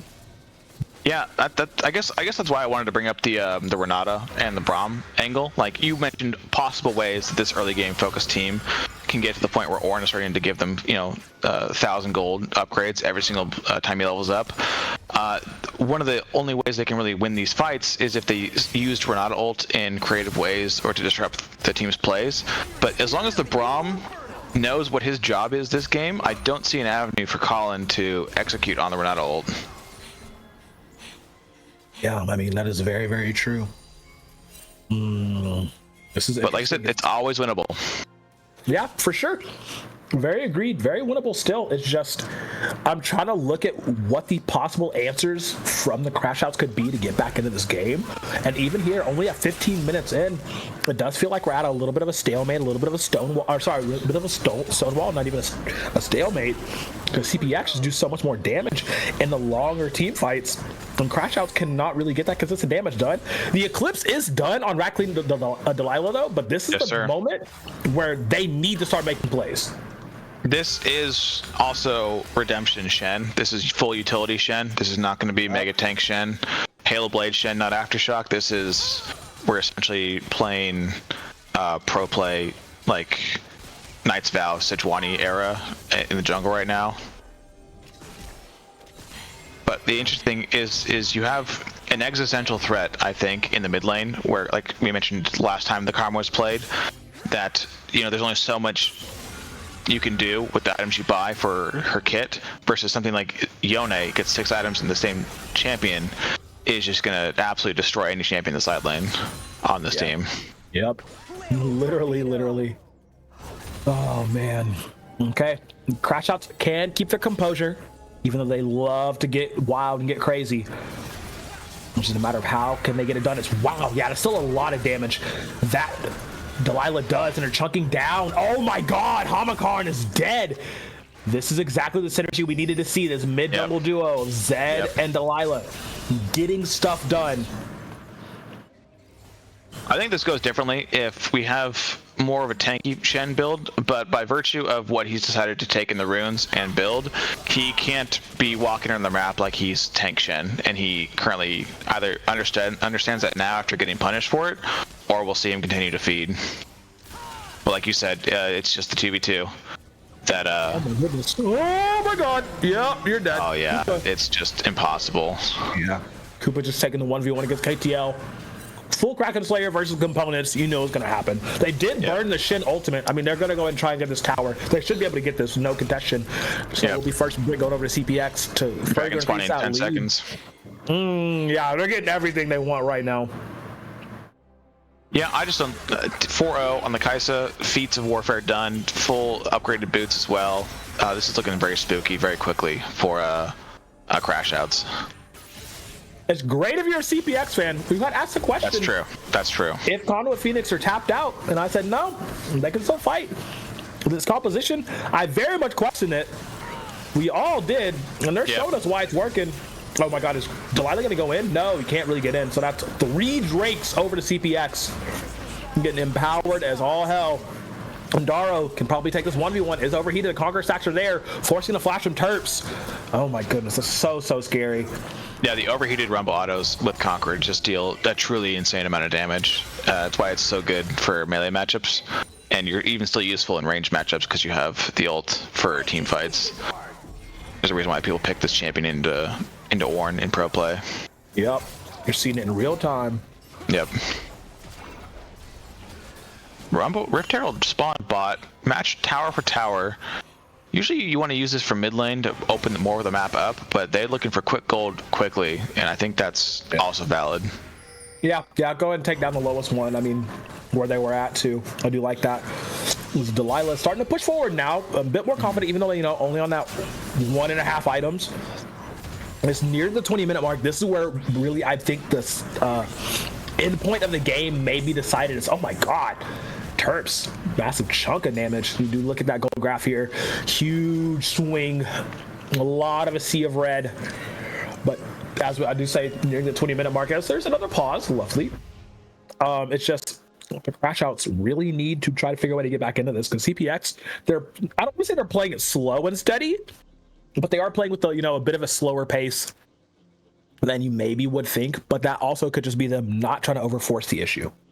Well, yeah, that's like I guess I brought it up earlier. Is different team comps need different things, different time. What a nothing burger statement to say, right? Different things, different things. But it's more like this team wins late game for sure. You've got assuming six items, like Yon Kaisa versus Karma Draven, 100%, zero question, right? The only positive influence is Ornn's items later, but if you're CPX here, you're already ahead more than you should be. Sure, there might be an angle where you're like, okay, hey, we don't want to, we might want to try to realize that our boot's on their neck and push, or we want to play it safer and know that we scale and just limit how much gold they get early. And I think, it depends on your school of thought or who you are as a player. Either are valid, but I'm not going to fault them for going, we scale, let's chill it out, scale. It's just very interesting because after all this, they're only 1.4k goal ahead. That's true. Like, you would think looking at this, 3 Drakes, 8 kills, 20 minutes in, you'd think they'd be farther ahead. But it's only 1.6k gold. Yeah, it's tower for tower too. It's the exact same tower in the same lane that's down. It's 3, like you said, 3 dragons to none. The question is, where's the gold difference coming from? Is it massive CS in a particular lane? I didn't get to see that before the pause. I think it is. I think it might be jungle and mid. Yeah. But it's just like,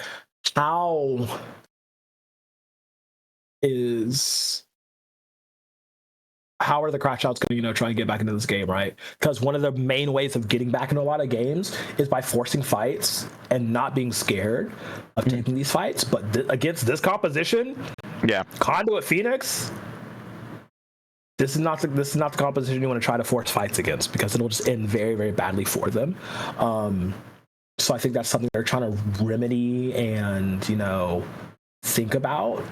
Whereas the Conduit Phoenix, like I said, they're playing it slow, but not slowly, because they know that the damage that can be outputted, or can be output rather, by Tilt Crashouts can absolutely, be more surprising than it looks.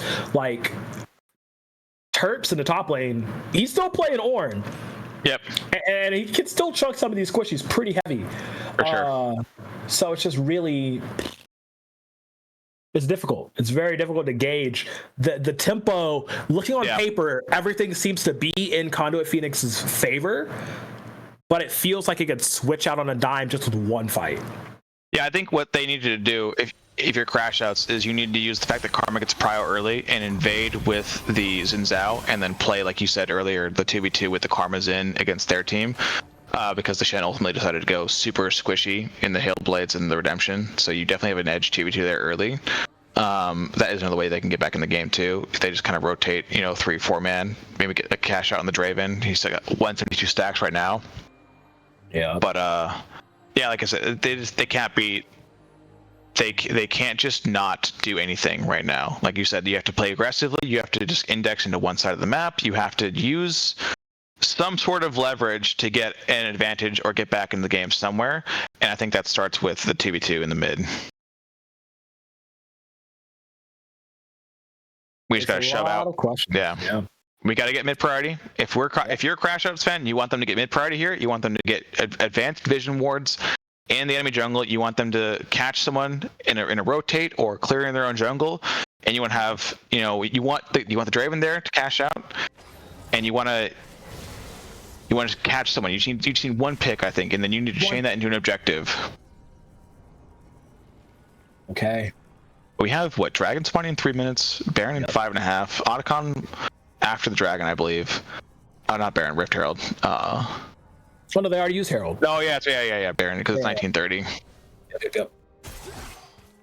Okay.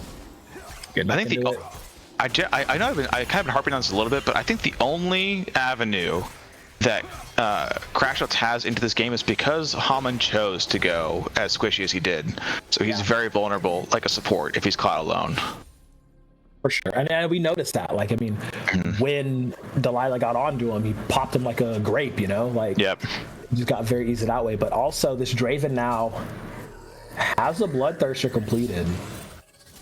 And then Zed on those 2 items that they need, the Malignance plus the Imperial Mandate. So there is a lot of firepower in the hands of these Crashouts with CPX. They are firepower as OTF fighting onto Zed here. Who does have flash available, but man, just cannot. There's no way you're winning a 1v1 against this junker. Ever again. It's not happening. Yep. It's interesting. I like Bloodthirster a lot. It depends on what camp you're in. If you're a Draven, because Draven's a really polarizing champion. Depends on what streamer you're watching. Could be Hamza, whatever. Some of them are very collector first. You want much damage. Execute gets you to cash out faster. While others are the Bloodthirster allows you to play a very zero-sum game with your opponent. If you are allowed to crash out once, or if you get an advantage at all, you get the Bloodthirster before they get their completed item, or even if you get it at the exact same time. The Bloodthirster lets you take these insanely monstrous trades and then just heal up off the wave and just do it again over and over again, like we did in Season 2 with Bloodthirster Rush and all the AD carries.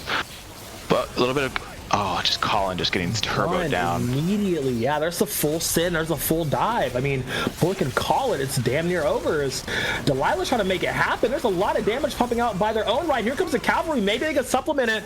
The health bars are pretty low for CPX, but can they finish it off? Oh my god, that mantra Q from Zed is gross, but they can't get anything else after. Well, they will get 1 shutdown. I take that back. There goes 2. Equalizer landed on the Zed. He will burn down as well. But unfortunately, the firepower is just too much stronger, just a little bit stronger for CPX, and they come out winning on that fight. It is a 2 for 3 at the end of the day, with Colin just now responding, but like the burst is so gross from CPX, and everything after still dangerous. It was so difficult for them to chain. That's the other side of the coin, is if they don't have Shen there, if they don't have the ult, if they don't have the redemption after it, the Shen ult plus the redemption plus it just kept OTF alive for so unbelievably long that the Draven didn't get the cash out. Everyone rotated, and the gold unfortunately went to Rat Queen this game instead of the cash out on the Draven. And then you now have a 2k gold lead on the Kai'Sa versus the Draven, and then a 1.5k gold lead on a fighter versus a utility pick. Yep. The gold lead starting to grow now, starting to balloon a little bit out of control. 25 seconds on the Soul Point Dragon for the Tilted Crashouts. And I don't think they're in any position to try and contest this. So it might be the Soul going over to CPX here. We've got I believe, I can't tell if, no Rumble ult, no Shen ult. We have almost no ults except for the Yone. We have ults on we have all ults available on Crashouts. Right, the drop is a position here. Yep, this is a fight for mid lane priority.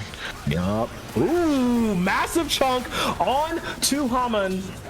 Gonna force him out of the fight. Looking behind the OTF in a perfect position to cause some damage. He will get scouted. Raccoon the Light forces the flash. There's the W from Koopa here. And Dragon looks to be on the menu. This could go either way, but at this point, you risk a lot by contesting this Dragon if you're Phoenix. Crashouts is already in the river. You're already chunked. You don't have any ults. You could just say no. And just they could say no, but they also say we're going to go in and fight. There's a great equalizer on the back side of things, forcing Tilt Crashouts back, forcing them to pop the W. KTL cannot get anything done. They're going to take them down. There's a double as well, but on the top side of the map, the Tilt Crashouts are still alive. It's Delilah and it's Terps, but what can they get done? Low health bars for sure, but there's no supplemental damage to follow up through it. They are going to get aggressed on. Look how low everybody else is. Delilah walks over through. There's a W landing on the one. There's a shutdown onto Koopa by Terps. He has to back out. Delilah does fall. Zed is still alive. There's a lot of damage from this Karma, but I don't think it will be near enough. The soul will be claimed for CPX, and they're still on the run here. They just cannot finish off multiple members of CPX, and the Crashouts fall and burn down. CPX taking everything. Yeah, that reminds you of game one a lot too, right? But on the Crashouts side, Crashouts was, I would argue, had no right to be in that Dragon Pit that game, but because they did, and they contested it, and they won the hand stiff battle, they essentially won the game off of that, right? Phoenix here could have just said, look, at the end of the day, we've got 3 dragons, we're ahead, we're scaling better than them, we can just get in this dragon. They said, nope, F that, we're fighting, and they won. Yep. Now, this is where I feel it's hit that out of reach point for Crashouts, right? I don't believe that there is a team fight that the Crashouts can get on the side of CPX that will allow them to, you know, balloon the gold back into their favor, just because KTL can't really play the game. 0, 3, and 2 on this Draven is not really a Draven in late game or mid game. Yeah, he's missed 3 opportunities to cash in, and if he had cashed in, you know, at all in the early game, I think this might have easily been a crash out game that could have meant that, you know, Rat Queen got on the map earlier, or some combination of events that plays with their better early game better. But they didn't. He's never crashed. He hasn't cashed out yet, and like Crashouts is now struggling to get a foothold in this game. Yep. No cash outs, only crash outs, and not in the way that you'd like. Yes, sir. Crashing and burning at this point. 44k rather to 41k. It's just they're fishing. They got to fish for something, you know. It's either delete Koopa or delete OTF, but even still, it's so hard to do that because of the damage that Daro does immediately after 7-1-0 on this Rumble. Night and day difference between this and the last game. Yeah, he seems much more confident in this matchup on the Rumble versus the Mord. A bit of an engage on the Rat Queen. This could spell Baron if he does not be able to get out of this. I don't think he'll be able to get away at all. He's luring them away, trying to fight for all he can, but it's not going to be in near enough. And now the rest of the Crashouts are going to fall by the wayside as CPX are all there, and they will crush them under their heel. Took a lot of damage, but once again, still surviving. Yeah, that's just like you said earlier. They're trying to find an angle into this game. That's what they're looking for. And unfortunately, Rat Queen got punished looking for that angle and flashed away from his team to buy space for his team to potentially find something on the back end. But him dying there is almost guaranteed Baron unless his team manages to come out with a miraculous team fight win after his death. And they didn't. Yep.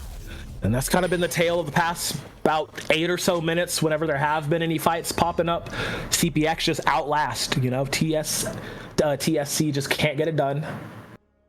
It's just not there. And unfortunately, like I said, that window for them to get back into the game has shut by this point. Yep. And they're baroned up. They're sold up. They bowed up. They're ready to close the one out.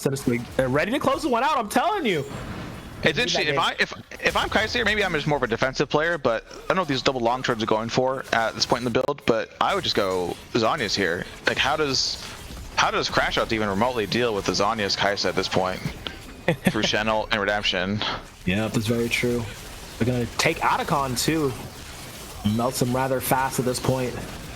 No chance for a contest. For some reason, the Crashouts are going to be wandering up in this area. Tries to steal with the Draven ulti. No chance. That is for Rage.con to maybe get some of these flowers, some little adaptive force in their pockets. They will get that. But yeah, they got the flowers, but the buff is 25% on neutral monsters. That's Baron, that's Soul, that's all those dragons you got before that. So that's just a massive amount of stat that just got put into Phoenix's side. Yep. And I mean, these Phoenix, I'm telling you, they felt the heat in game number 1. Game number 2, they crumpled, but like the Phoenix, they will rise. Here, game number 3, he is risen, baby girl, and they're looking to put the finishing touches on this one for sure. It's interesting looking at KTL on Jinx, off Jinx. It's such a massive difference in performance because that's really the biggest jump here. Is no Jinx, no Renat, no Lulu, and because I mean the top side, the top 3 is champions they've played in both wins so far. Yep. And it is interesting to note though, but it's also just the way they played. I mean, CPX, they were a bit more proactive as, oh no, KTL getting singled out again, holding on for dear life the best they can, and not even a chance for Renata W to be cast on him. Immediately falls. Now they want to try to fight this. I don't think y'all really want this, but they have no choice. Fight or die, and unfortunately they will fight and die. That's 3 dead on the side of the Crashouts. Looking to be maybe 4 and 5 here. They're knocking on the gates. Zed and Colin, 2 enchanters against the world. I don't think they have the opportunity to defend this as long as they'd like to. And this looks to be the finishing touches on it. I think we're getting a game number 4 here. I think we for sure are. That engage under tier 2 tower from OTF onto the Draven was without IE. He just did that in his face without even IE. Oof. And now we have it. Yep. But that's also, we have a Magi Soul Stealer on the River Shen, on top of the Moonstone. Oh my god. That's disrespectful. I mean, Shen does have AP ratios, so it's not like the worst. His ult's gonna be more stronger, but yeah, it's him saying, I don't need tabbies, I don't need aftershock. Yep. My team is going to win the game for me with my utility. Yep, and that's exactly what's going on here. We went Terminus. That's what the double longsword was for. Okay, that's also good with Rage Blade. Yeah. And defensive stats. Yep. Oh no. Delilah. It's so interesting. Just like everything that went right for them in game number 2 didn't seem like the Crashouts were trying to attempt here in game number 3. And it just completely fell to pieces. And I mean, also the top side getting such a lead early on. And Hurts actually opts to go in. Yeah, engage. Great engage, but immediately pushed back. There's the equalizer splitting the fight. They are bunched up in the bushes here, but there's no sight. There's no vision line. Koopa's going to go on a rampage. He's going to take him down here. The W is active, but once again, cannot get anybody revived or get any kills off. Nobody on the side of CPX is dying here. Everybody on the side of the Crashouts is dying, though. It's going to be a full team wipe ace. 5 to 25. The TPs are called onto the last few minions. They're onto the doorstep. They're onto the Nexus towers, marching in all the waves, marching in with their flags held high, saying, we are not done yet. We want a game number 4. We want this semifinal to continue. They're going to do it in a spectacularly disgusting fashion. Absolutely fantastic way to close that out. Beautiful. Great transition. I think to answer your question you brought up a couple minutes ago, like you said, something that they were doing in game 2 that did not happen game 3. Same jungler, same top side. Only difference is the Orianna versus, I think it was the Karma's game 1. I can't remember what. It was Veigar. Something we'd have to watch this game over for the first 2 clears of what Rat Queen did differently. Yeah. And then also look at, I think the one thing I would call out is the Ornn. I can't remember the player's name. I apologize. Turbs playing rather disrespectfully without any vision, pushed very far up past the midline. But he still could have gotten out of that first gank, I think. Maybe not. I could be wrong. But we have to really figure out what happened in that first 2 clear period for Rat Queen to see what happened. Yeah, and like I really was excited for the Zen Karma and the Zen Ornn, synergy that we, very apparent. It just didn't happen there. I mean, also we did see Common Karn just everywhere on the shin. Yep, everywhere. That was the big thing. Everywhere. Whenever he wasn't really needing to make plays, he was there supplementing the plays. One of the biggest differences, though, I have to say, was the top lane. I mean, this Rumble pick. Darrow. Yep. Oh my God, Darrow. Where was this Darrow? Games 1 and 2, just not there. And this Rumble pick really wound up, winning them that early game, and they just carried on through.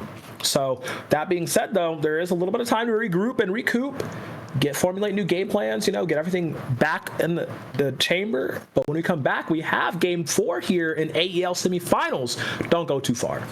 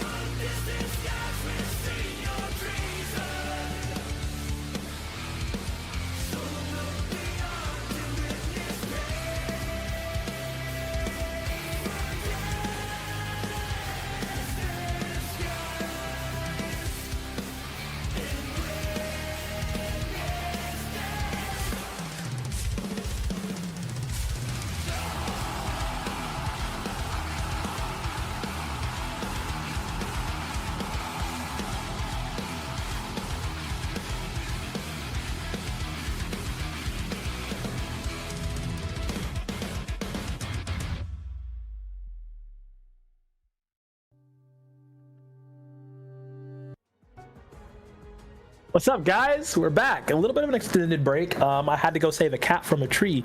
Not Goomba, though. He knows not to go up trees.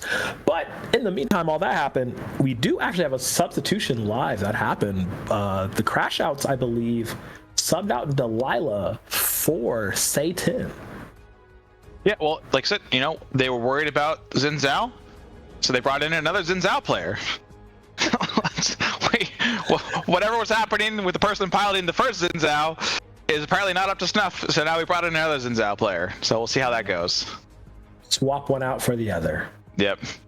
Ooh, the Lilia, which means they might be trying to pick the Xin Zhao here, knowing that that's the second most played champion from Satan is the Sejuani. But then I'm actually curious what this Lilia ban means for what the jungle pool is going to do now. I mean, I think they're just not afraid of the Xin Zhao. I think this is CPX saying, okay, I dare you to pick it. After how last game went, yeah, I think they kind of like, all right, we can do this. It's no problem. Mm-hmm. So they're fine with that, allowing him to get through. So, I mean, we know Satan also does love them some Xin Zhao. So maybe that's another one of those, just insta-lock first picks. Yeah, Xin, Sejuani, Lilia. He plays a lot less of a pure fighter pool than Rat Queen, but still a lot of the mainstays that this team's used to. But I do like to see them keeping the adaptation in the Jinx ban, and then Crashouts just kept their 3 standard bans. They kept pretty much the whole series is the Tristana, the Varus, and the Cho'Gath. But then we go to Mordekaiser on R1 here. Interesting. Top or Jungle Flex. Crashouts picking Mordekaiser is a little bit surprising. I did not know either of their players played it. Look, if it ain't broke, beautiful, we pick it all again. We're going Rumble for Darrow. We're going Yon for OTF. There's the Sejuani. Oh, wow. Okay. Yep. Interesting. They're actually going to pick up the Sejuani. So it's a little bit more of a beefier look here for the Crashouts. No more carry junglers. So the Ahri. Finally. We had mused about it on the break. We had said it. It's like both of the mid laners do play it. Where the hell is she? And where is this overpowered Rod of Aegis Ahri build? None of these players are playing it. This is really scary, though. This is really scary, though, because now the Yone and the Volibear insta-lock for CPX as they ban out 2 enchanters. They're also, though, from the Crashouts, taking off the Kai'Sa. So this is going to be fun to watch in this bot lane pool. Ezreal, another super strong pick, lethal tempo. It goes turbo. It's good blind, but it's not like they could go Caitlyn here. They could go Vayne. There's a lot of things that they can do to match it in or kill pressure. I'm just interested to see what they do. But like I'm fine with honestly picking Ahri here is good. It depends on what kind of mid laners you ask. Who wins this matchup? Early, late, mid? Like what item break points this matchup flips or flops? I'm always a fan. There's the Vayne, the standard counter pick, and Ezreal. You just dodge the Qs. You always have kill threat on him. But I don't know. Yon is just turbo into any control mage or any just general mage because what Yon gets to build, and his E's are always just a death threat. The only edge Ahri has is the multiple ults. Damn, I'm not gonna lie, Gooms. This might be a CPX victory. Yeah. This composition is just what they did last game, but scarier. Yeah, the Vayne. Super good into the Ezreal, despite the Ezreal Karma standard lane. We did say at the top of the program that there is a high potential for this going all 5 games. Yes, sir. And this composition, I think it was CPX, right? That ran the Volibear game 1. That was the angle they had into the first 2 kills onto Zed, right? Yep. So I think we're back to comfort. We take a really good, stylistically good matchup into the Sejuani. You out throughput it, you shield it, you have multiple W's. The Sejuani, even on save items, they're able to kill you. The only thing Sejuani has over the Volibear is the ult to CC from distance. But Volibear has the dive potential with the ult as well, and to use his own ult to immune the CC from the Sejuani ult. but I'm just a super big fan of what this Vayne is as a pick. Like you're calling out, same team comp, just scarier. Vayne, as a Vayne player myself, I'm not allowed to get this pick, and we play it in plat. Even though it's Vayne top, Vayne into Ezreal is demon territory for the Ezreal.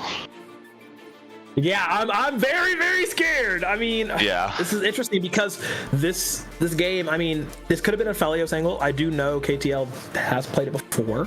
You know, it's Tristana. Well, no, Tristana and Varus are both banned. Never mind. So Ezreal being like, I mean, if you're going down the list of everything that KTL plays, right? It's like the Tristana, the Varus, the Lucian, the Jinx, the Draven, the Kaisa, and then Ezreal is one of his most played.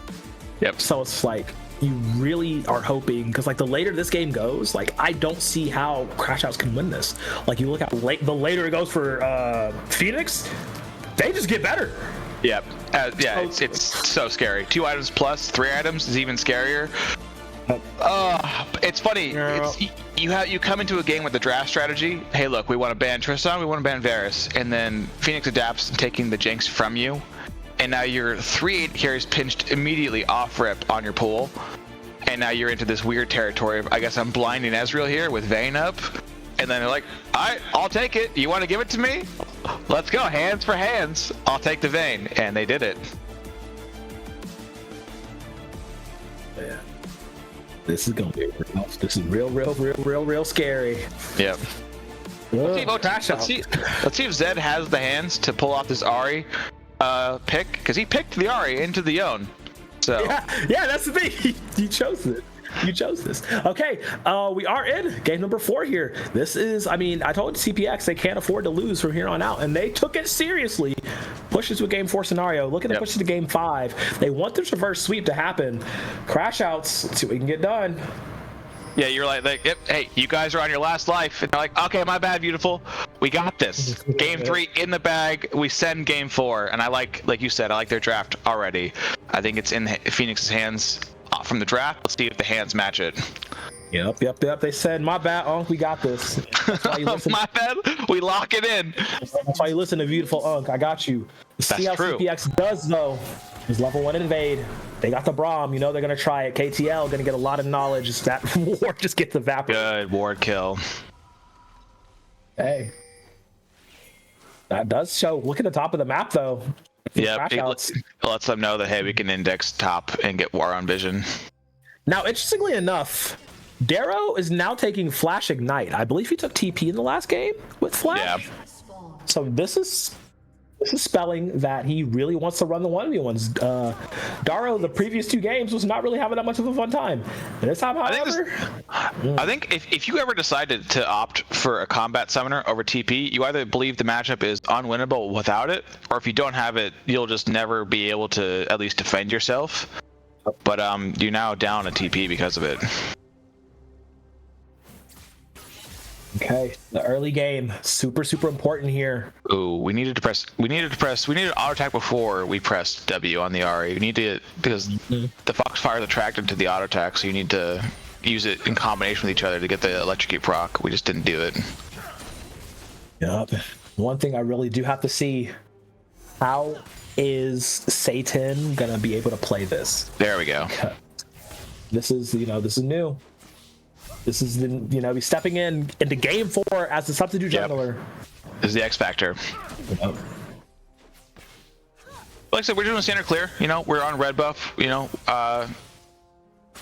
Pathing top to bot here, as most junglers would. But it looks like, actually, never mind. Because of the ward, the Volibear's opted to go bot to top, which is still a good option because the Mordekaiser's not 6 yet, and you can still gank him.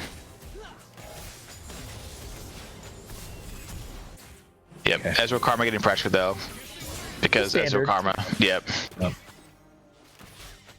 If they get a good Q though, onto either one of these picks, this could be a kill threat angle with an all-in from the Vayne and the Braum. Yep. And it gets even deadlier at 6. Oh, speaking of deadly though, Darrow once again up against Terps here. Now though, on the Mordekaiser, a little bit of a different look. We did see, Darrow fail on the Mordekaiser. early on in the series. Maybe this is Terp's gonna show him how it's done. Lands the E, there's auto too. Q as well. Nice damage, very good trades. It's interesting because Darrow has the Ignite, there's certain angles that the Rumble is presenting to the Mord that the Mord might want to try to capitalize on with a longer trade with this passive. But he knows that he has the combat summoner and the Mordekaiser doesn't, so he can't fully extend himself to capitalize on perhaps poor positioning or poor trade patterns from Darrow. But they're getting ganked right now. Yep, immediately onto him. The flash is there. He's gonna hold on to his. Yeah, very smart. Or rather, no. Did he already use it? He did actually. Okay. There was an unseen flash for flash trade. So the follow was there, and once again, first blood going over to Darrow on the Rumble. This is 2 games in a row. Yep. That's just another situation where, I don't know, the top laner who's playing the Mord doesn't have the vision and takes a trade because he's melee and gets punished for it. Oh, good. Oh, tower shot though. Yeah. Just 2v2. This is what we wanted to see from KTL, you know, last game. You know, we saw them just play very aggressive with that. And here's, speaking of 2v2, here's another top jungle 2v2. Great timing on the shield from Terps here. Can they turn it back on to Haman here? Darrow, not quite overheated. Uh-oh, neither of them have flash. Satan does have flash, but they're not following through to try to get the kill here. W is refreshed. Q should be ready here in a moment. Do you want to try and follow this? They want to pick the right target. The E does get a pull on the both. Oh man, Terps just gets the shield in time, but will still burn down. Ooh, the proc, the CC proc, and Satan finish him off though. Make it 2. W lands again, and there's a double going over to the subbed in jungler, equalizing it at 2 apiece. Yeah, Satan's like, all right, I see you, Rat Queen. You went 2-0 and you're in the game too. I got this. Now let's see if we can get to 4-0 on the Sejuani. Ooh wee. But yeah, that was it's interesting where the gold and the kills went. Like game 1, you want the gold on the Mordekaiser, not the Sejuani, and now the Rumble is two kills again. Yep. But we're still, unlike last game, we are now, instead of it being 3-0, we're now 2-2. So the first one, next kill, is going to get these feats. Okay, here's a gank. Haman says, I'm going to fade this in the bot lane. KTL does have flash and arcane shift available as well. Not really in too much danger. Gets a lot of poke. No mana on call in here, so they can't really afford to follow up on this. As OTF gets aggressed on. Just delaying the back a little bit. But this is feeling very similar to game number 2, I'm not going to lie. Yeah, this is interesting, the CS lead in the jungle. His Satan's camps are going to spawn first before Volibear clears this bot side. So there's going to be depends on who decides to do what when they either prioritize ganks or farming. The Sejuani is going to be generally at least 2 camps up on the Volibear going forward. Yep. Unless we get a tempo switch where we can find a situation to invade the Sejuani's camps or draw her away from her own jungle. But yeah, Haman trying to go super indexed into lane ganks and just general ganks around the map versus power farming. Which is interesting because he wants more gold than Sejuani to just permanently have pressure on her. And right now he's only on Lucidity Boots versus a Giant's Belt. Yep. And oh my god, I thought he sold it for a minute. Oh, that would have been so funny. Okay. Wait, actually... Did he? He did. Yeah, he did. He got it. Yeah, he did. He actually got it. Yep. Oh my god, support diff, I guess. Well, they're going to try and fight this dragon here. Hextech for the first one. Might turn into a 4v4. They're backing off for a moment. Satan is rather low. I'm on. Level 7 on. There too, though. Level 7 on both mid laners. Both have ults. We have Rumble ult, but we're both top lane. No TP. Yep. Okay, it's gonna be a smite fight. I do believe it. Ooh, great dodge out by Satan, but he's in the mix of things. He does have flash to maybe get away. He burned it after. Oh no, disaster! But here comes Zed to try to turn this wild flash to follow the pull back on the Q. Oh, nice RE tech, bruv. And we'll clean it up too. That's 3 kills going over. A dirty double for KTL. Looking a lot better than game number 3. We said it at the top of the cast that he picked this champion into Yone. He just has to have the hands to make it work. and I think the Ahri, everyone on the side of Crashouts played that fight absolutely beautifully, except for the delayed flash, right? Yeah. But man, an absolute banger of a fight.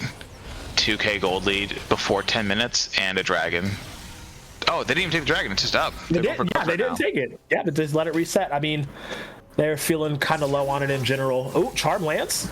That's going to be some fat damage. Ugh. For who, though? Oh, he's going to go for it. Yeah, he's going to go for the 1v1. Can he dodge out? No!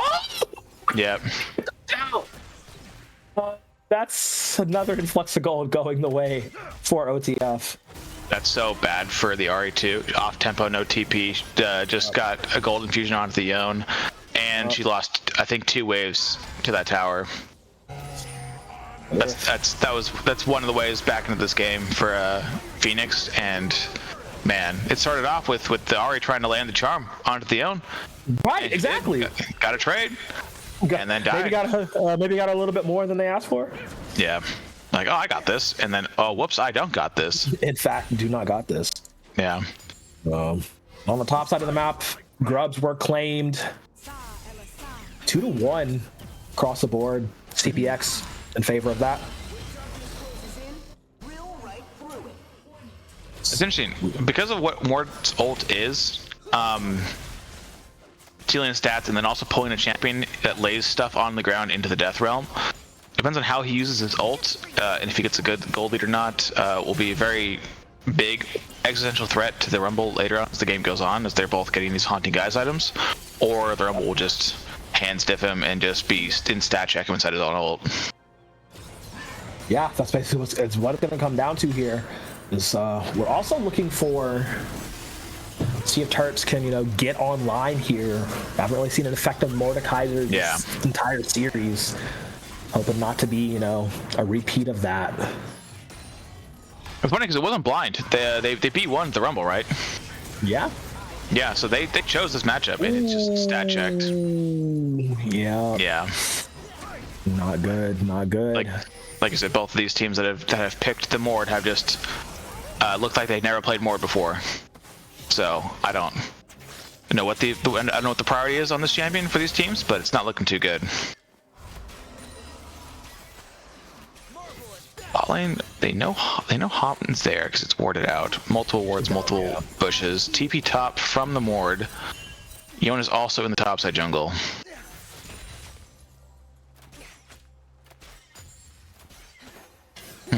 So one is on our blue. Yeah, a little bit of a reset for both junglers. Just getting a little bit of gold gathered before they try to make another play. Crashouts are ahead ever so slightly. Jeez, Zed not having a fun time. This mid lane here has a Malignance completed, but that's the problem. Like back when Aurelia was a huge mid lane pick, they get a champion like Aurelia or Yone or any of these like all-in threat AD champions that have gap close. They get this Vamp Scepter and they heal off all of the poke damage the Control Mage does on the wave, and they're just always threatening you every time there's a wave, or even Yasuo, right, with the E to just constantly dip, duck, dive, and dodge between your own mini wave.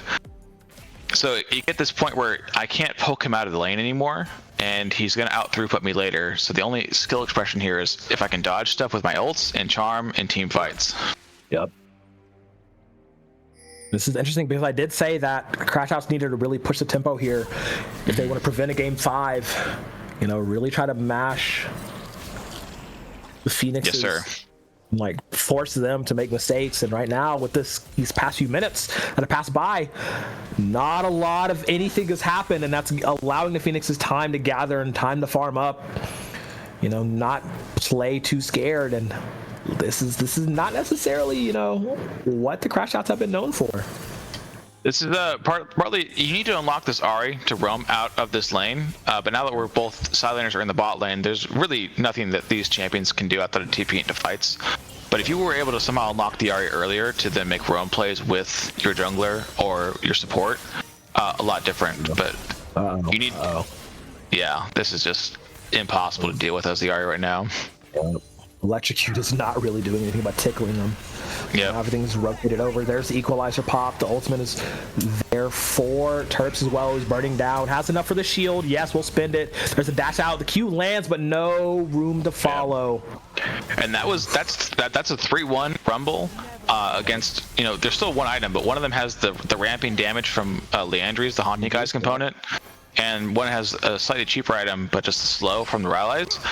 But that's just how powerful Mord ult is when it comes to stealing your stats, like Trundle Q or Trundle ult.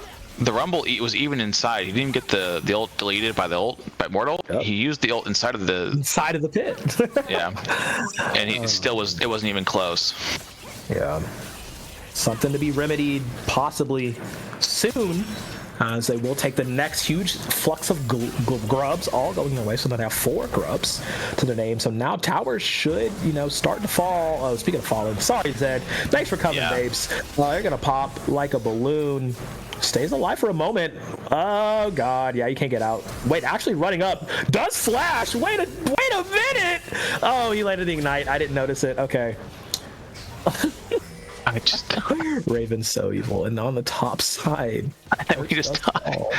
I don't. There's like moments of brilliance, and then there's just moments of what's going on. Yeah, Satan wants to try and maybe clear this wave out. As the first tower will actually go the way of the Phoenixes. They're just a little bit quicker on the punch. They want to try and lock down Koopa down here, who's had a very quiet game on this Vayne so far. But I do think that the Crashouts are just running out of time. This Ezreal can get their first item when they back. But as soon as they get back onto the map, what are they doing from here? Yep. It's interesting because Vayne is like Jinx. There's some champions you can pick bot lane that are neutral picks that they can be paired with either an enchanter or a hard lockdown champion, an engager like a Nautilus or Leona. Vayne's both, right? One, the champion can keep them in place for the Vayne to deal damage, or you can pick something like Lulu or Yumi and just, full on go in this whole protect the Vayne comp. But 1.2k gold lead for an Ezreal in this matchup is a bit egregious, and the Vayne at some point though is going to get 2 items and stat check the Ezreal regardless of what items they're on. Phoenix just needs to get there. All right, Infernal Drake is spawned. Looks like all the pieces are on the board. They want to try to fight this. It's already down to less than half. Yeah. Oh my god. Equalizer is dropped. Calling off to the side. Has to flash out. Look how low the health bars are. The TP is just now being channeled. Here comes Terps. But what can he get done? He gets a great E-pull on the 2. There is the ultimate Death Realm channeled. He wants Hammond dead. And he's going to squash the bear like a bug. This is the first fight in a long time that has gone the way of the Crashouts. Yeah. They will take Dragon with no threat of a jungler. Yeah, 2 dragons now, 1 team fight, 1,000 gold lead. This is... I don't know how much Koopa plays Vayne, but it's not looking like a good game for the bot side. It just looks like... You gotta give it time, Gooms. You gotta give it time. That's true. But I think there's still an avenue into this game. Like I said, no matter what, you get 6 items. I mean, at some point, these champions are going to just do absolutely disgusting things to the other champions. But we have to get there, and we're just not...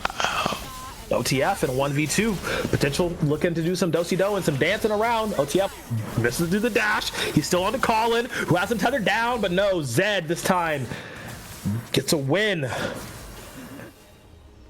Yeah, that's just Zed, using the full extent of the kit, plus being backed up by Colin. Yon only has the E and the ult, but if you're standing in the path of the ult, I don't even think he had ult for the mobility. He just only had the E. So you're just gonna get run down and trained down by the 2-man. Oh my goodness! It's a roller coaster of a game. Look at that goal graph. You can see that big old dip towards the end where CPX almost brought it back, but once again, so the Crashouts are just barely staying above them. In gold. Like even in the games that they won, they weren't won by a significant margin. That's the closeness of these teams, and it's still staying that close here in game number 4. And I mean, it's scary because we know that CPX can flip this on its head and force this game 5. But it's not, I don't want to say it's a matter of when, or a matter of if, it's only when, but it is a matter of if. Because if they keep playing like they're playing, they could potentially fall by the wayside. Yeah, Crashouts could just barely squeak by with this 3-1. Yeah, this is a moment where you just gotta like kind of slap yourself and go, just lock in. You know, this is everything's on the line here. Fully lock in. Yeah. Do I want to win this game? Do I want to win this series or not? Do I want my entire BOL 2-month period of time to end right here on a whimper, or do I want to go to game 5? Right. Now Crashouts will take that Herald. Now they're trying to make a beeline to save this tower. Terps is here first. The rest of the team quickly approaching from the left side. That was a snipe. There's a jump in from Satan, but can't lock him down long enough. They want to get this chase though. KTL pushing forward with the advancing arcane shift. Zed, now you're in 1v2 territory, has to retreat under the somewhat safety of this tower. I don't even think he used flash there or ult. He just both are up. He just sidestepped the own ult. Just chilling, you know. Yeah. Nothing too crazy. Ooh, missed the dash in. Also the charm though does not connect. It's interesting because he's gonna get shield buff soon, and it's gonna be even harder to kill him after that. But the Ahri is going the haunting guys out path next. I think it's Leandri's. So she's gonna. Yeah. She didn't opt for the rod build, which it's fine. I think it's a very overpowered item. That's why it's getting nerfed soon. But as long as she's going, you know, more of the tanky throughputty build versus like the super squishy, like Malignance, Shadow Flame, or whatever combination of items she's gonna build after that, then it's harder for the Yone to just 100% all in her. Yep, I would like to see some more Grievous Wounds on the side of Crashouts. I mean, you're going up against Yone, Vayne, and Volley. All inherent, I mean, all, you know, 2 of them build lifesteal items. 1 of them has healing ability. And I mean, we've seen how crazy Volley can just heal off of things in big team fights. Is Daro taking a 1v3? Okay. He said, hey, if I'm gonna get got, I'm gonna get got before I get got. So manages to get one before he falls. Nice little trade there. Zed is still getting aggressive on the tower. Unfortunately for them, this time Hamon is there. Turns off the tower for a moment. Claims that kill. 2 for 1 overall. Tying it back up 9-9. Getting some more gold in the CPX's pocket. Yeah, that's interesting. I think Terps thought that he could live long enough in the Death Realm to buy time to lock the Rumble down long enough for his team to come collect the bounty. But I don't think he thought he was going to get trained down as quickly as he did inside the Death Realm, because he didn't use the ult to, you know, like I said, take the Rumble ult away from himself. He also he's got Rumble ulted and ignited and overheated inside his own ult and just got absolutely stat checked. Versus if he just plays it slower, doesn't ult, his team gets there and he kites towards them and he probably lives. Yeah, like I said, I think so. In a previous engage before that top tier one went down, the Ahri blew ult to dodge a Yone Q3, and so did not have it for when the Volibear tried to dive her, or did dive her under her own tier tower. It looks like all hands on deck here for this next Ocean Drake. Scuttle saw everything kill him, so it will be taken by CPX. Now they're retreating all in the mid lane. I love this. Prioritizing a wave, not really staying near the pit. But this does give the Crashouts the inside track, and they will decide to take this. Rumble ult. Dissipate. They might be the first to the river, but we do have Rumble ult. Yep. Difficult to approach though. Ahri Charm, Ezreal can kite back, Karmic Mantra Q. Not an easy comp to walk into. Ooh. Yep, great charm. It's on a few. This dragon is going down, not near as fast as you'd want it to with your aggressors at your back, but there goes the equalizer, splits it in 2. Perfect position. Koopa now has the final hour activated. Terps is going to go and try and fight as many as he can, hold him off for as long as he can. Flashed out, stays alive for a moment, but is being chased. Tilt Crashouts now are on the hunt. Great ultimate from KTL, pinning down and taking down Raven. The dragon does go to them, hopping over the side. They're trying to push CPX back into the blue side of their jungle, and they're advancing forward. Zed with another great charm. Terps trying to win the 1v1 against OTF and will not be successful. KTL going on a rampage. His body's dropping left and right, but the better of it is in the camp of the Crashouts as they take it 3-1 and get a dragon for their troubles. Yeah, that is like they took a huge, probably about 25% of their health getting into the river in the first place, walking into that team, and then we used the Rumble ult to separate them, and then Moore did the exact same thing with his own ult to kind of buy space. But we saw like the last dragon fight, Koopa decided to full send on the Sejuani at full health, that previous dragon fight, and did it the same thing again this time. After the Mord ults, the Koopa just kind of goes deep into the Sejuani and realizes I can't kill him in time. Comes back to stand out where the Mordekaiser is going to come out, and then he flashes to continue to chase the Mord, and then doesn't get the kill anyway, and then dies that flash because of that flash to the Ari Charm. Just a lot of interesting choices being made, and I think this goes back to the either like lock in or prepare to lose. Because right now we're at a 4,000 gold lead almost, but we are attempting to take this tier 1 down mid.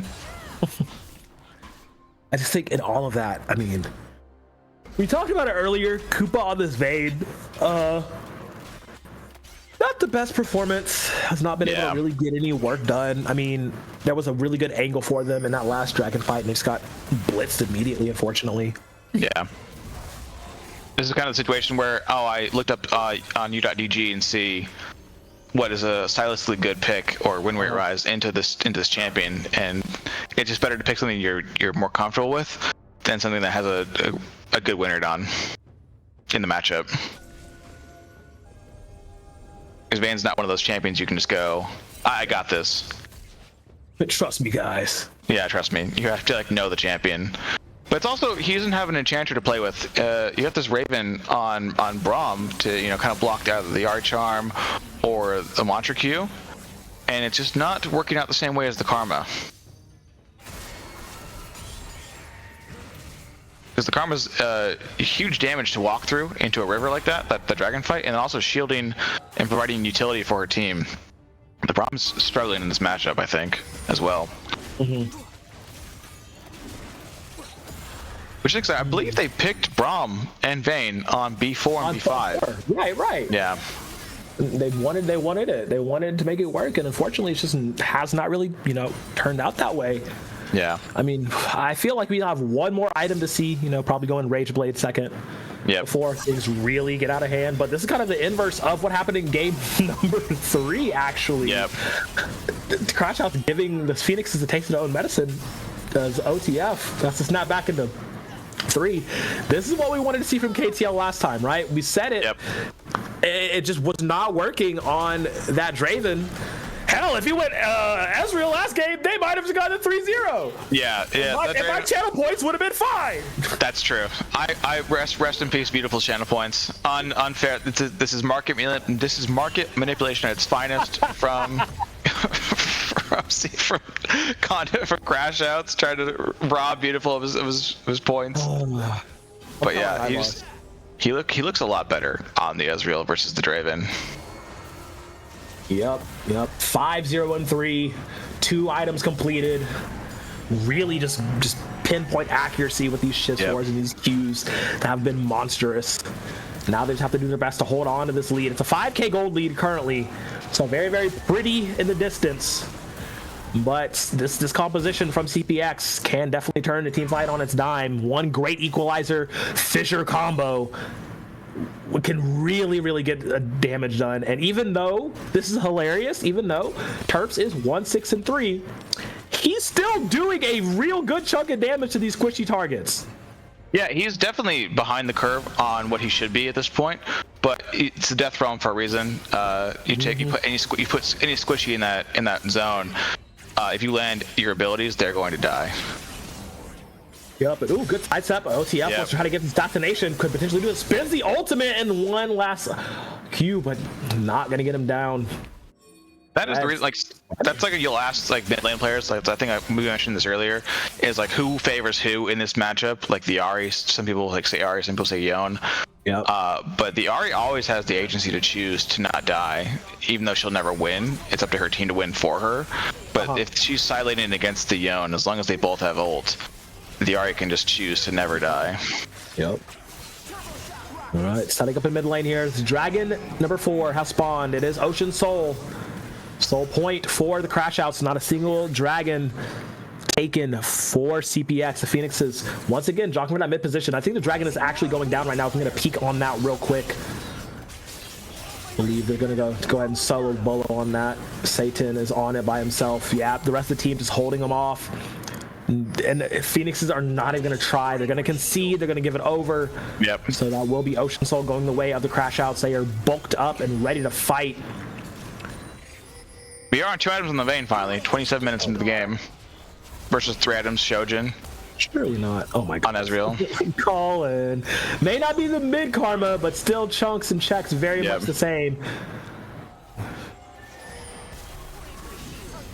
This is a very strong, oh my gosh. Yep, speeded up by Colin here. Burns the ultimate. Charm lands on the tail end of it on Nadaro. He has to burn the flash, tries to get out. KTL though on the side is there, finishing him off. Go ahead and take him down to Grace Green City. Glacial Fisher's good, but there's no follow-up at all from the Phoenixes. This might just be the victory march here. This could be, KTL going over the side. We gotta be a little bit careful. Can't get a little too overzealous. They still have the Yone and the Vayne to do damage. But they're going to take those 2 kills and march over to Baron, looking for another objective for themselves. Yeah, the Ezreal Karma lane is super good because it allows you to get prio against almost all. And you're super safe too, because you can poke from distance if you need to. But the Ezreal is just so empowered here to go forward. Because, well, one, they're ahead in gold and experience, so there's only so many threats they can focus. If they choose to focus the Ezreal, there's a lot of other champions on Crashouts team that could just choose to win the game after that. But the Ezreal's been super empowered to go forward because the Ahri also wants to go forward. Sejuani's going forward with ults. Karma's shielding him. It's just a super strong cohesive comp right here that does really well while they're ahead. Yup. Now sitting real pretty, real comfortable. Items online all across the board. I see that, Morello Namicon. I see you, Zed. You would think it's man. I love it. You would think, yeah. You said, yeah. So I want to see some anti-healing. Yeah, we got Yone on, Bork and Shield Bow. Volibear, with he wants to drain tank essentially with multiple W's. We want to get some anti-shield, anti-heal out. Yep.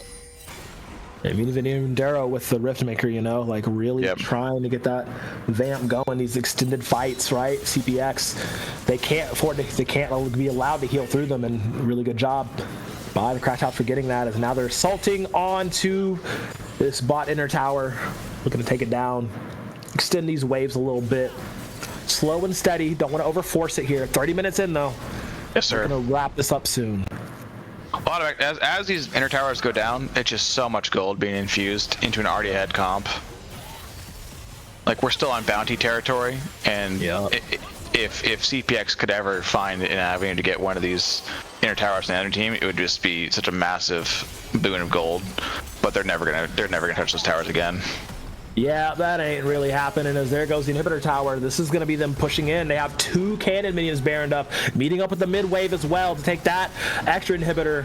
This could be the final march. This could be the final nail in the coffin. This could be the final fight to end the series here. The Crashouts, massive waves from mid and bot, just whittling down these towers because they know the Phoenixes cannot get anything done. There goes the equalizer to dissuade any more of this push, taking down as much of the wave as possible. But it's not an offensive one to take out the rest of the Crashouts. Last tower on the last bit of health. There goes the order to go in. There goes the ultimate from Satan. Everybody's jumping in, trying to fight him to their last breath. The health bars are low. KTL is godlike, snipes out Koopa, not doing anything in the series. Darrow does get on one on the turret, but is quickly returned. There is the True Shot Barrage fired out from KTL. A triple for the boy. Give him the quadra, maybe even the penta. It's going to be the game ended before that all happens. It's going to be the Crashouts taking this 3-1. You bet on black, you pay the price. Crashouts get it in 3. Yeah, I think. What a way to go. Like you said earlier, your points would have been intact had KTL just decided to take the Ezreal last game. I don't know what the Draven pick was. Maybe they were feeling themselves after the first 2 wins. But then in the exact same way, it's funny. It's like a Greek tragedy. Phoenix takes the exact same thing on game 4. Like, I got it on Vayne. We got this. And it's just the exact same scoreline you end with, 0-3, and the game's over. Just pick what you know and, go from there. But Crashouts, like you said, 3-1, cleaned it up. Rest in peace, beautiful channel points, though. I was just really, we had a lot of questions about the Vayne, and oh god, hold on. You're good. And then the Braum too on B5. Right, right. We picked Braum into Karma. We're gonna get shoved in the whole game. The whole game. we have no agency outside of our jungler coming down to help us, and it's just we lost the game despite having a massively fed Rumble. Yep. And that will send Tilt Crashouts once again to the championship spot as a higher seed. Let's go Crashouts! Next week. Gotta give the flowers their due. Yep, you know? Absolutely. 3-1 ain't nothing to scoff at. It's not 3-0, but 3-1. You know, you won handedly. In the games you won them. Exactly. Pretty convincingly. I mean, yeah. They're just a really scrappy bunch, and they love to fight, and they're proving it right there. I mean, they're doing great work, and it's paying off. And the great work could potentially be rewarded next week, but that's for next week. For now, though, I mean, so true. Big size of relief all around. You know, Woo size, clink the drinks, etc., etc. Yep. Thank you, guys. Thanks to Conduit Phoenix for coming and playing all season, but unfortunately, this is where you will be bowing out. Man, but hey, I have something that might cheer y'all up. I mean, it's a little thing called Zen Market. I think you might have heard of it. You know, they're a wonderful company. You know, partnered with over 10,000 shops in Japan. You know, you can buy so many items. They also will place bids on items on your behalf in different auctions. They'll even consolidate all your items safely into one package and ship internationally. And, you know, just go ahead and check them out. Click the panel, also in the link below. And just for you guys, I'll give you guys a consolation prize special. If you use the promo code Aegis, you get 1,000 yen off your first international shipping fee. So, I mean, yeah, you guys didn't make it to the finals, but you can also get some from Zen Market, as they are our wonderful partner here at Aegis. That was a beautiful ad read. Beautiful. I've actually never heard an ad read read better than that. Honestly, fire. Absolutely amazing skills at reading ads. Sold it beautifully. I'm gonna go on Zen Market right now and get 1,000 yen on my first purchase. That's what I'm talking about. Oh man. But with that being said, I do believe we got to close out. Do we have an interview? Nope, that'll be it. Okay. Gooms, how are you feeling about the day? How are you feeling about the series? You know, as a Vayne player myself, I feel a little disappointed seeing what I saw that last game. As a top laner myself, seeing Mordekaiser used in perhaps the ways it was used tonight, also a bit disappointing. But I think both teams gave it their best, or else the semifinals that no one wants to lose. We all play League of Legends. We all hate losing. So every team gave it their all. And Crashouts ended up on top. I think it's a good series overall. Absolutely. Wonderful series. Entertaining all the way through. But that will be it for us tonight here at AEL. We will see you guys next week for the finals. You don't want to miss it. I'll be there. Gooms, you going to be there? I mean, maybe. It depends. You know, I want me back. Let's see. Hey, absolutely. You know, hang out. I would love to cast with you again. Beautiful. Oh, but share, hang out. We got it. It'll be great. But that's for then. This is for now. And for now, we got to say goodbye and good night. Y'all stay safe. See you on the flip side. Stay safe.